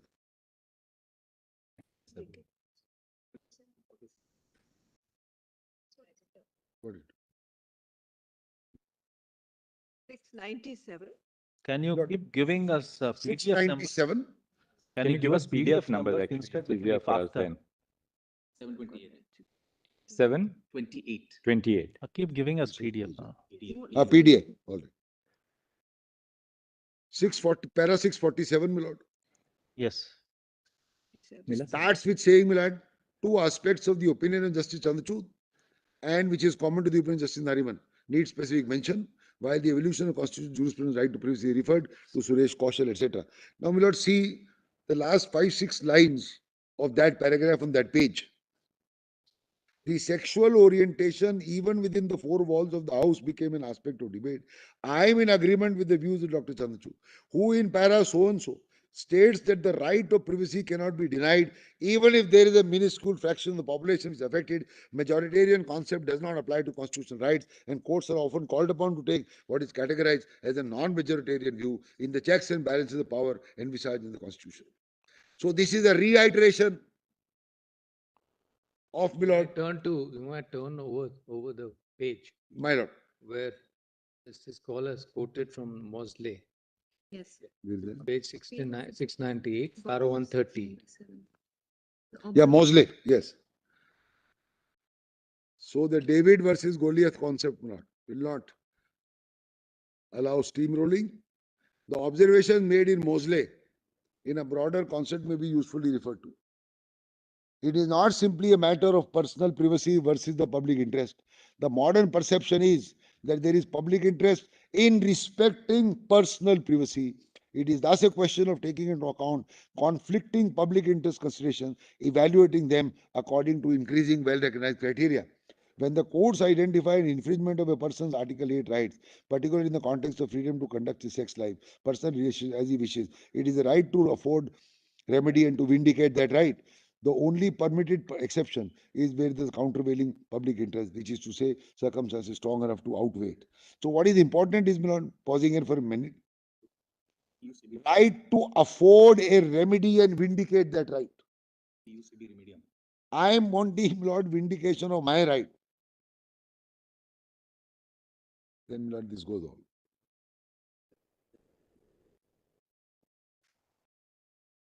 Now, Lord, after this, we go to Navtej.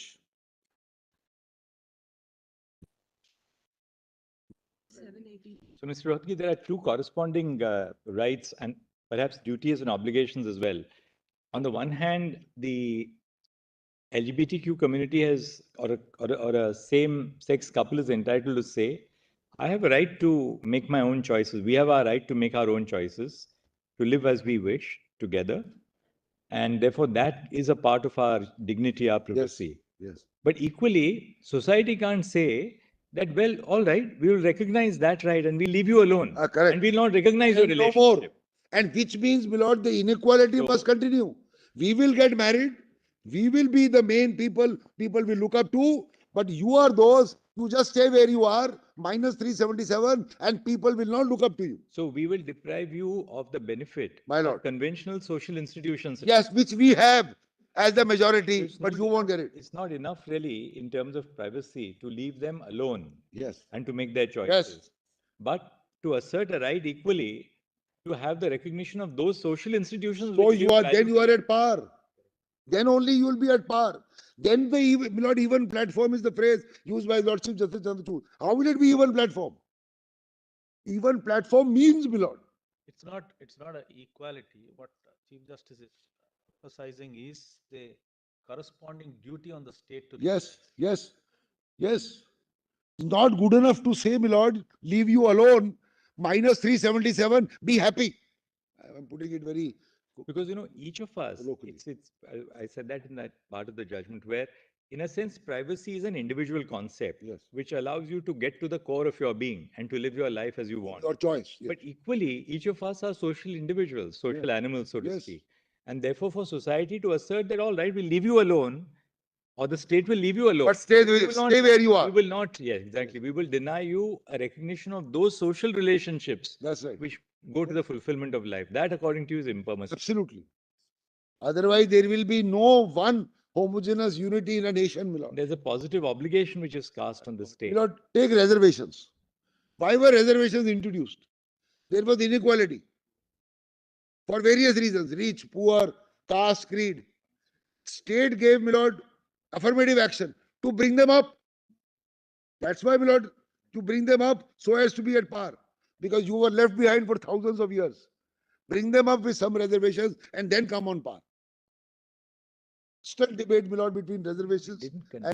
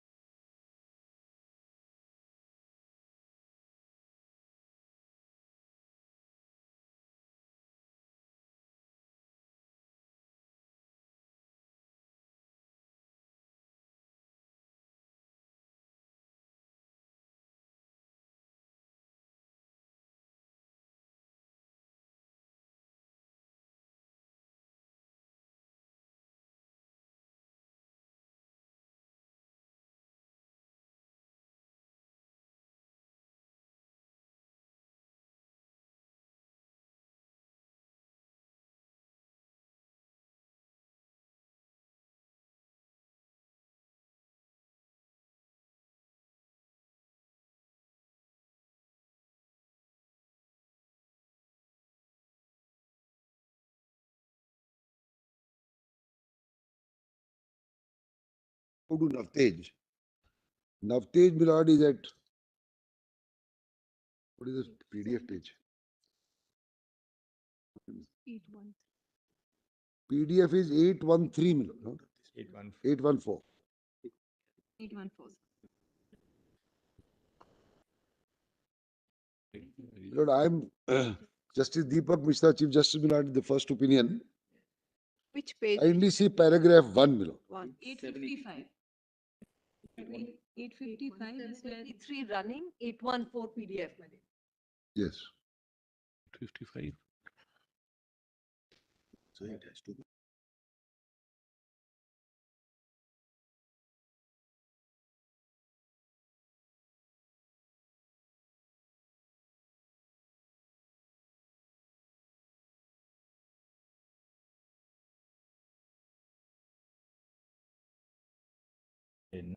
It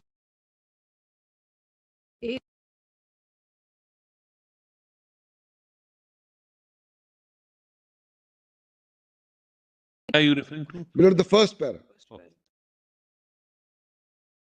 After the Just index. 1 second.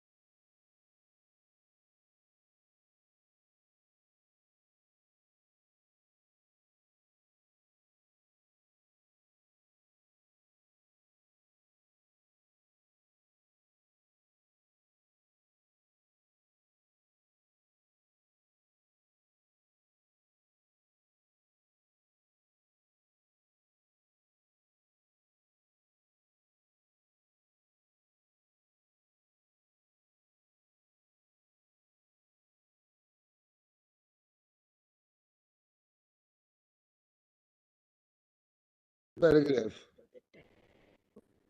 Not for nothing.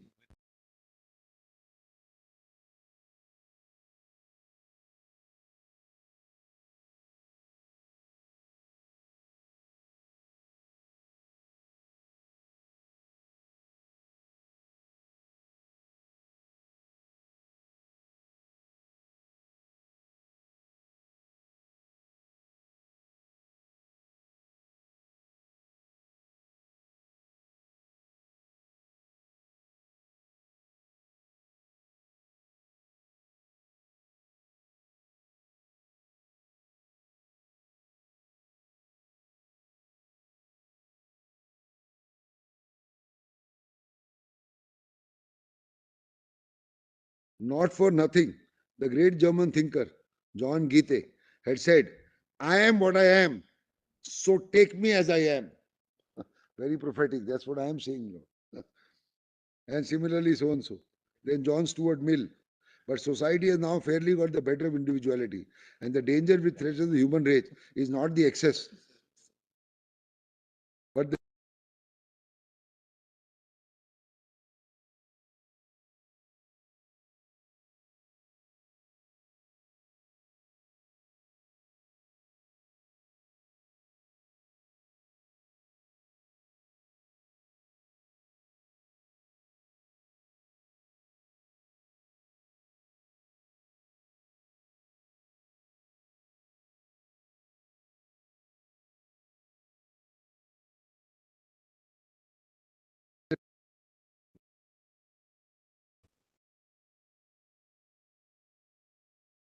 Lord, para 2 also.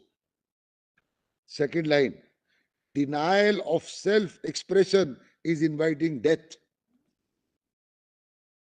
Little, I mean, a bit much, but my lord, that's the import of that phrase.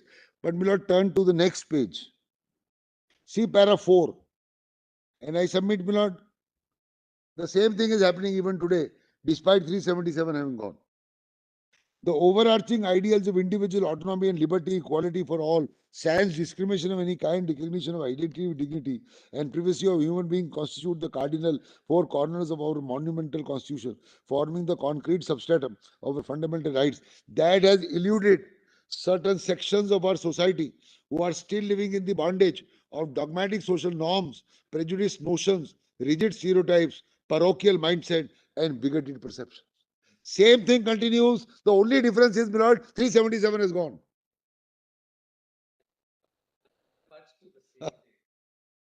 So now, my lord, see Placidami, the first step on the long path. So this first step, my lord, business is by two judges. One here and one later. Yes. But the Chief Justice wrote very long sentences. What you will find sometimes rather difficult, my lord, in several judgments. Sentences are very, very long.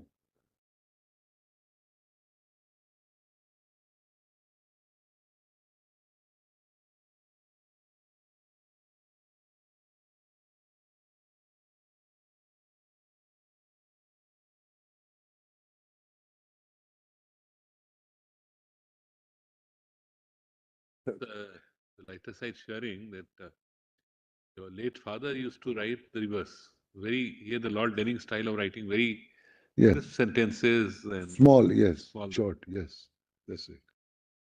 Very short. Sentence per idea. So that's the first path, my lord. See, my lord, the last three lines above para 5. We have to be ready to the perceptions, stereotypes, and prejudices deeply ingrained in the societal mindsets so as to usher inclusivity in all spheres and empower all citizens without any kind of alienation and discrimination. Non-acceptance by any societal norm or notion, punishment by law on some obsolete idea. That is the 377 business. Then, my lord, we go straight to paras 96 and 97 and, my lord, page 880 of the compilation and page 98 of the report. PDF 910. 880. My lord, PDF 910, para 96. Page 880. Yes, Lord. The rights that are guaranteed as fundamental rights in our constitution are dynamic and timeless rights of liberty. Para? 96. Para 96. Yes. This is page 8. Yes. The rights that are guaranteed as fundamental rights in our constitution are dynamic and timeless rights of liberty and equality. It will be against the principles of the constitution to give them a static interpretation without recognizing their transformative and evolving nature. Then para 97. Constitution fosters and strengthens the spirit of equality, envisions a society where every person enjoys equal rights, which enable him to grow, realize his or his potential. This guarantee of recognition of individuality runs through the entire length of the dynamic instrument. Constitution is conceived and designed in the manner which acknowledges change is inevitable, etc., etc. And then, my lord, one para, kindly turn to, my lord, page 888 of the compilation. Para 127. This is again, my lord, minuscule part vis-a-vis the majority. That's para 127. The society as a whole, or even a minuscule part, may aspire and prefer different things. They are perfectly competent to have freedom to be different, like different things, so on and so forth, provided that their different tastes, liking remain within the legal framework. Neither will statute nor results in the abridgment of fundamental rights also. 128. It is the concept of constitutional morality which strives and urges the organs to state to maintain a heterogeneous fiber in society, not just in the limited sense, but in multifarious ways. It is the responsibility of all three organs to cover any propensity or proclivity of popular sentiment or majoritarianism. Any attempt to push or shove a homogeneous, uniform, consistent, and a standardized philosophy throughout the society will violate constitutional morality. So again, my lord, no steamrolling. The lordship may then turn, my lord, to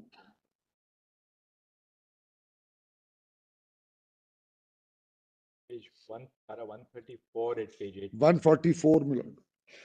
134 also. 134. 134. 134. In the garb of social morality, the members of the LGBT community must not be outlawed or given a stepbrotherly treatment or malefactor by society. If this happens, or such treatment of LGBT is allowed to persist in the constitutional courts under obligation to protect phenomenon, would be failing the discharge of the duty. A failure to do so will reduce the citizen to a side effect. So, my lord, whether it is section 377, quo the LGBT, or a fulfillment, my lord, of their rights to what we are requesting, if we are not provided that, my lord, then our citizenry, according to this judgment, will be reduced to a cipher. The duty of the constitutional courts is to adjudge the validity. Para 131 also, all right, my lord. One para earlier. 4 lines on that para. The court will adjudge the validity on well-established principles, etc.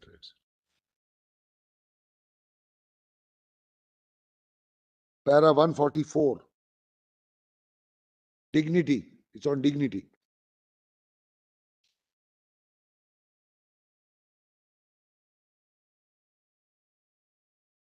Last 4 lines of para 144. The sense of dignity, and we say without inhibition, that is our constitutional duty to allow individual to behave and conduct himself or herself as she desires, to allow him to express himself with the consent of the other. That is the right to choose without fear. It has to be ingrained as a necessary prerequisite that consent is the real fulcrum, etc. Para 152 is a part, my lord, of that page on the top, sexual orientation. Again on choice.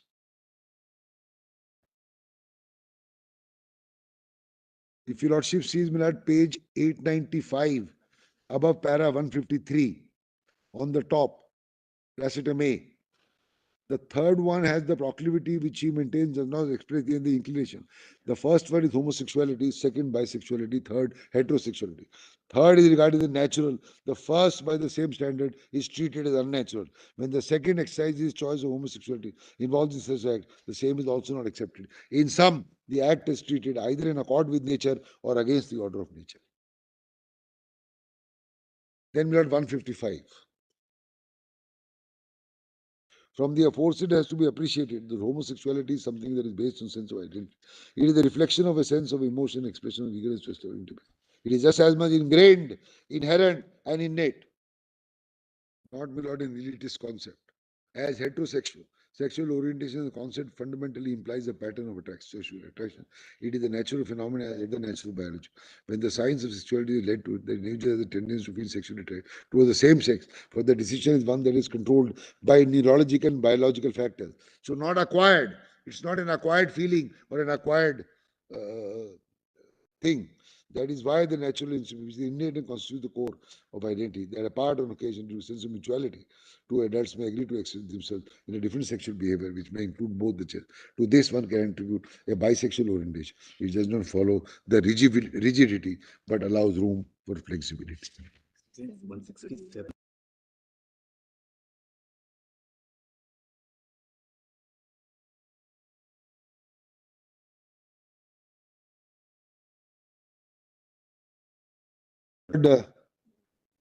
Paragraph 167. This they're saying there is no right to marriage. It's wrong. This is being relied upon, my lord, by the other side, completely out of context. But let's read this 167.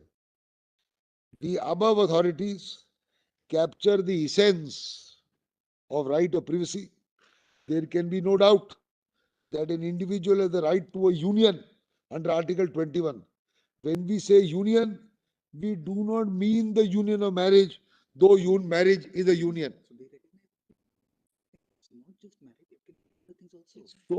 So it can be things other than marriage. Yes. As a concept, union also means companionship in every sense of the word, be it physical, mental, sexual, emotional. The LGBT is seeking to realization's basic right to companionship, so long as such a companionship is conscious of free from the vice of deceit, force, does not is the violation of fundamental rights of others. Just marriage. Yeah. What this means is this includes marriage, more than marriage also. Yeah.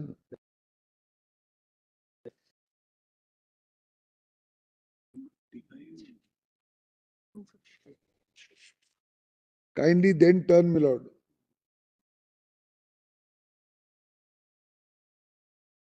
Para 255 and 922 of the compilation. This is very, very important. So 167 is Lord, no judgment is read as a Euclid's theorem. Which para are you referring? Para 255 and 922 of the paper book. 953 of the PDF page number 9. This is very, very important. 953 PDF. 922 running. This is the bedrock of our rights, which are the same as that of the majority or the heterogeneous group. Kindly may not see this. The LGBT community possesses the same human, fundamental, and constitutional rights as other citizens, since these rights inhere in individuals as natural and human rights. We must remember that equality is the edifice in which the entire non-discrimination jurisprudence rests. Respect for individual choice, very sense of liberty, thus criminalizing carnal intercourse and so is irrational and defensible, manifestly arbitrary. True that principle of choice can never be absolute, etc. However, the organization of intimate relations, the matter of complete personal choice, especially between men, it is a vital personal right falling within the private protective sphere in the realm of individual choice. Such progressive proclivity is rooted in the constitutional structure and is an inextricable part. So it starts by saying, my lord, organization of intimate relations. And obviously it will include marriage, companionship, partnership, friendship, love, expressions. And the paragraph starts, my lord, this is the foundation. The LGBT community possesses the same human and other rights. If I have the same human and other rights, then there is no reason why I cannot, my lord, have the concept of marriage. And not enough to say that you are left alone, so be alone.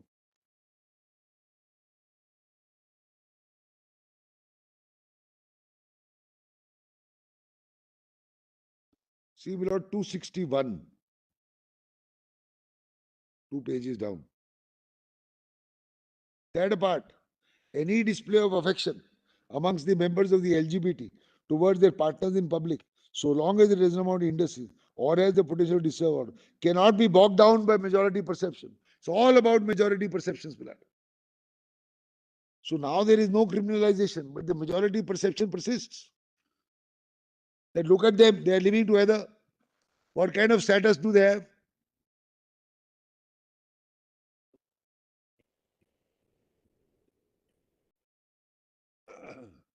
Lord, in the Indian society, every parent wants his child to be settled. One of the aspects of settlement is not only to choose your education and vocation, but is also marriage, family. You settle down. That's not ingrained in our society. Maybe other societies too. May not be in other societies, at least in our society. So we must have it, or we should have it. We request this court to grant it to us.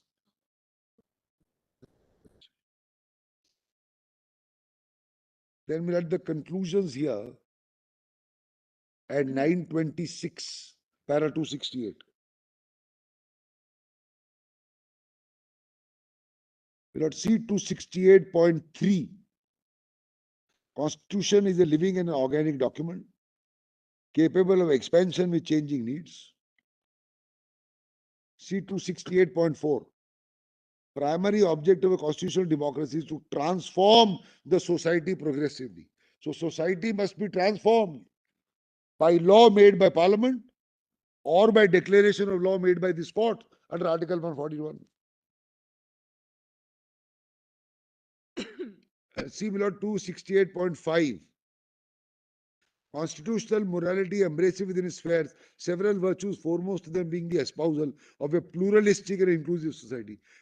Concept of constitutional morality urges the organs, including judiciary, to preserve heterogeneous nature and to curb any attempt by the majority to usurp the rights and freedoms of a smaller or a minuscule section.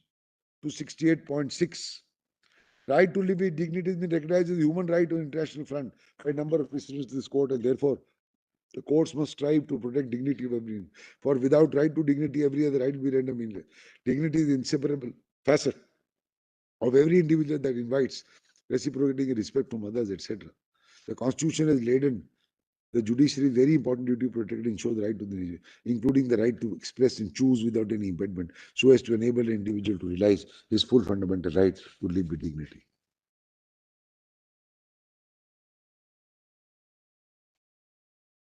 Then, my lord, page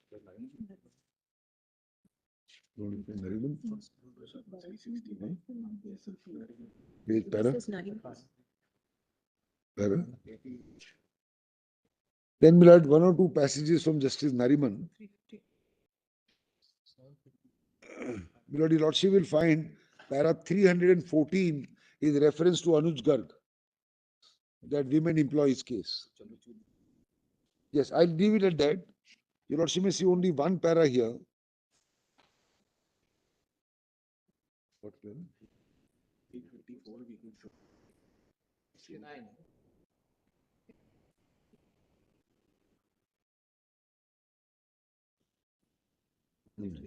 Lord, there is reference to Shafeen Jahan and Shakti Vahini.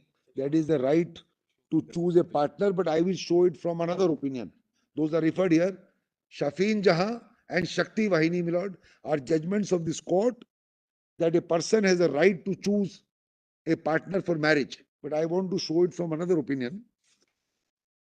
Your lordship may turn, my lord, to the opinion of Justice Chandrachud commencing at page 352. Sorry. One para 352 and then my lord is lordship's opinion. 352 is my lord an answer to the fact that you wait for parliament. Para 352. Kindly turn to para 352. This is very important, my lord, to repel that argument. Another argument raised on behalf of the interveners is that change in society, if any, can be reflected by amending laws by the elected representatives. Exactly what is argued today. Leave it to parliament. Very, very important issues is what they say. Thus, it will be open to parliament to carve out an exception. But this court should not indulge in taking upon itself the guardianship of changing societal mores. Such an argument must be emphatically rejected. The very purpose of fundamental rights chapter is to withdraw the subject of liberty of the individual and place such subject beyond the reach of majoritarian government, so that constitutional morality can be applied by the court to give effect to the rights, among others, of discrete and insular minorities. This is taken, my lord, from a US judgment. So idea is to take it away from the right of majority governments, which means parliament, and leave it, my lord, to the courts. One such minority has knocked on the doors of this court, and this court is the custodian of fundamental rights of citizens. These fundamental rights do not depend on the outcome of elections, and it is not left to majoritarian governments to prescribe what shall be the orthodox in the matter concerning social morality. Fundamental rights chapters like the North Star of the universe. Constitutional morality always trumps any imposition of a view of social morality by shifting a different majority. A complete answer. This is the province of this court. It is not the province of parliament. Parliament can certainly do it. But this argument can't be raised, leave it to parliament. Because your lordships are the protectors of fundamental rights under part 3. And therefore, if my right is violated or not effected or not given me full play or panoply of my rights, I must come to the court. And the court will grant me. And repel the argument that wait for parliament to act as and when it chooses to act. Because no mandamus lies to parliament.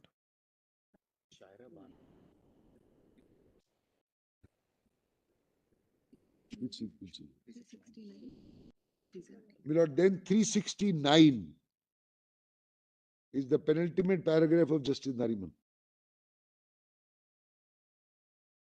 See 367 actually. 367 is to debunk the theory of Kaushal. See, my lord, 367 and 369. 367 debunks Kaushal. That only 200 people are being prosecuted, etc. The Lordship says neither here nor there. Now 369. We may conclude by stating that persons who are homosexual have a fundamental right to live with dignity, which in the larger frame of preamble will assure the cardinal constitutional values of fraternity that has been discussed in Nandini Sundar, Subramanian Swami, etc. Now, my lord, a few passages from the opinion of His Lordship, my lord. 370, the directions of the court. My lord, just note that in 370, there were directions that they should give full publicity or all media to this judgment. Only to say, my lord, that today's paper says nothing has been done. 5 years have gone by. GB is not covered. Nothing. The allocation of business rules. They say allocation of business rules do not cover, my lord, LGBT. What is allocation of business rules to do when you have to, my lord, implement an order of this court? This is how, my lord, they give not even lip service. It's disdain. It's disdain of the court's direction. Now, my lord, kindly turn, my lord, to the opinion of Justice Chandrachud.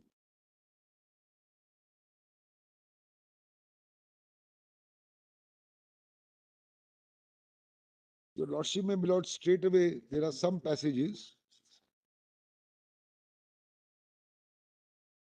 Kindly turn, my lord, to 406, para 406.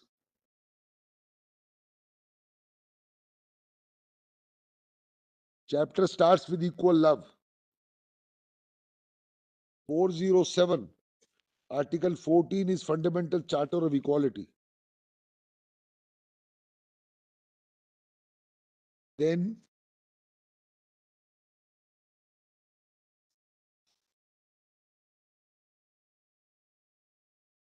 see, my lord, 418.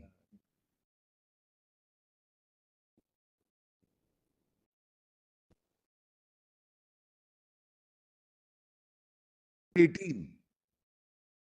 Difficult to locate any intelligible differentia between indeterminate terms as natural, unnatural. Even more problematic to say classification. Individuals who supposedly engage natural intercourse and those who engage in carnal, against the order of nature. But that was not for 377. Natural way of raising children and yeah, that's all right.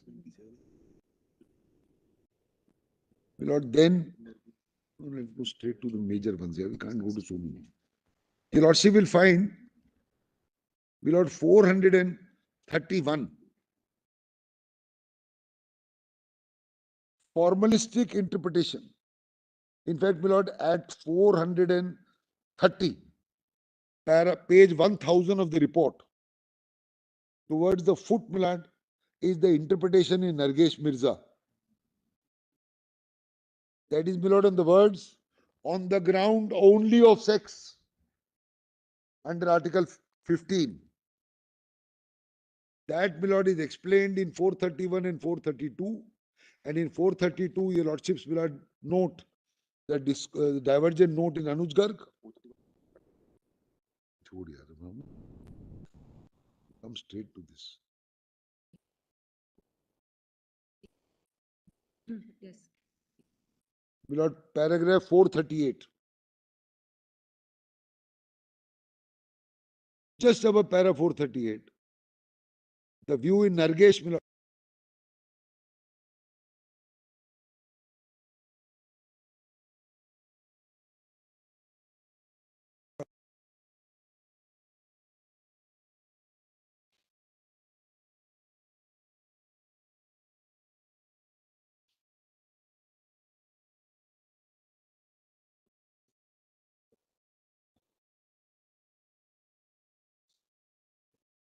So, my lord, Anuj Garg was the test for Article 15, not only on the ground of sex. Anuj Garg is approved, Nargesh is disapproved. That, my lord, is just one line above para 438. That is on Article 15 now. 439, the court records Nargesh is incorrect. And 440, a provision challenged as being ultra vires the provision of discrimination on the ground only of sex is to be assessed not by the object of the state enacting, but by the effect that the provision has on the affected individuals and their fundamental rights. Any ground of discrimination, direct or indirect, founded on a particular understanding, would not be distinguishable from the discrimination which is prohibited by Article 15 on the ground of sex alone. See beloved, the doctrine of effect. What is the impact? What is the impact on us in not being able to marry and say, all right, you live like this, like a live-in couple, as opposed to, my lord, the heterosexual group.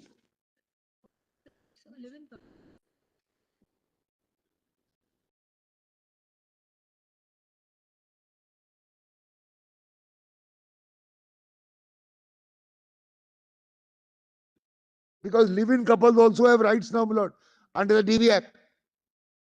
Even that is not given to us. Then, my lord, para 462. 461, Mr. Or 461. History has been witness to a systematic stigmatization and exclusion of those who do not conform to societal standards or what is expected of them. 377 rests on deep-rooted gender stereotypes. In the quest to assert their liberty, people criminalized by operational provision challenge not only existence but also a gamut of beliefs they strongly rooted majority stand of what is normal. In this quest, the attack on the liberty is a challenge to a long history of social history. Persecution of people based on it. They have been subjugated to a culture of silence, leading their lives in closet. There must come a time when the constitutional guarantee of equality and inclusion will end the decade of discrimination practice based on majoritarian impulse. That time is now. So it was now then, my lord, for 5 years back for 377. I think should be time now for what, my lord, we are expecting as a natural consequence of what happened in the 5 years. Then, my lord, confronting the closet. The right to privacy is intrinsic to liberty, central to human dignity, and the core of autonomy. These values are integral to the right of life in 21. Meaningful life is a life of freedom and self-respect, nurtured in the ability to decide the course of it. In the 9-judge bench, this court considers the right to privacy as natural, inalienable. The judgment delivered on behalf of 4 judges holds. Privacy is a concomitant of the right of the individual to exercise control of his personality. Finds an origin in the notion that certain rights are natural and inherent. Natural rights are inalienable because they are inseparable from human personality. Human element in life is impossible to conceive without existence of natural life, etc., etc. Then, Milady, if your lordship turns to 464, Puttu Swami rejected the test of popular acceptance, which was found in Kaushal. Then, para 144, Milady, I have read that. Paul concurrence, I have also read, which is on the next page in the middle, where para 647 is read.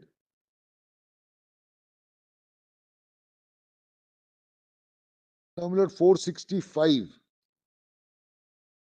See third line, my lord. This is important. While facially, section 377 only criminalizes certain acts, not relationships. The argument is relationship is not criminalized, you carry on. What is criminalized is now removed. But that is not good enough, my lord. It alters the prism through which a member of the LGBT is viewed. Conduct and identity are conflated.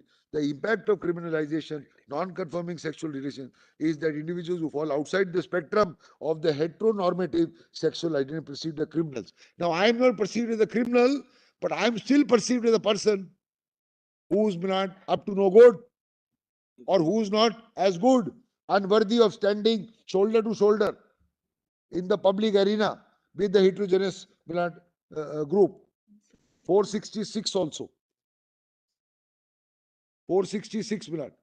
World over, sexual minorities have struggled to find acceptance in the heteronormative structure imposed by society. Then, Milad, 467, to deny the member of the LGBT community the full expression of the right to sexual orientation, deprive them of entitlement to full citizenship. This is very, very important. I'll read this again. To deny the members of the LGBT community the full expression of the right to sexual orientation is to deprive them of their entitlement to full citizenship under the Constitution. Pause here for a minute, Mira. When you deny me the right of marriage, you deny me, my lord, citizenship. If you deny me citizenship, you are saying you are no good. You are not equal to a citizen under the preamble. So you stay where you are, Mr. So-and-so. No criminalization, no, you won't go to jail, but stay, my lord, in the closet or in the bedroom and do not come out, my lord, hand in hand or ask for this marriage business. That is 467. My lord, 468 also. This is on privacy to incorporate a right to sexual privacy. Inalienable right to privacy must be granted the sanctity of a natural right to protect in the Constitution as a fundamental right and the soulmate of dignity. So privacy, dignity go in hand. Dignity is a part of, my lord, life lived to its fullest under Article 21. Then, my lord, 470, just, my lord, see 4 lines above 472. It must placetum A on that page. 469, P and D. Yeah, I'll read 460. Citizens of a democracy cannot be compelled to have their lives pushed into obscurity by an oppressive colonial legislation in order to ensure to sexual gender minorities the fulfillment of fundamental rights. Imperative to confront the closet is a consequence confront compulsory heterosexuality. Confronting the closet will entail reclaiming markets of all desires entered in acts which is challenged. 229. It will also entail ensuring the individuals belong to sexual minorities have the freedom to participate in public life, breaking the invisible barrier that heterosexuality imposes. I am grateful, Madam. This para is important. So this is again steamrolling by the heterosexual over, my lord, this minority. My lord, may I continue for half an hour tomorrow, my lord? And I will. I am grateful, very grateful.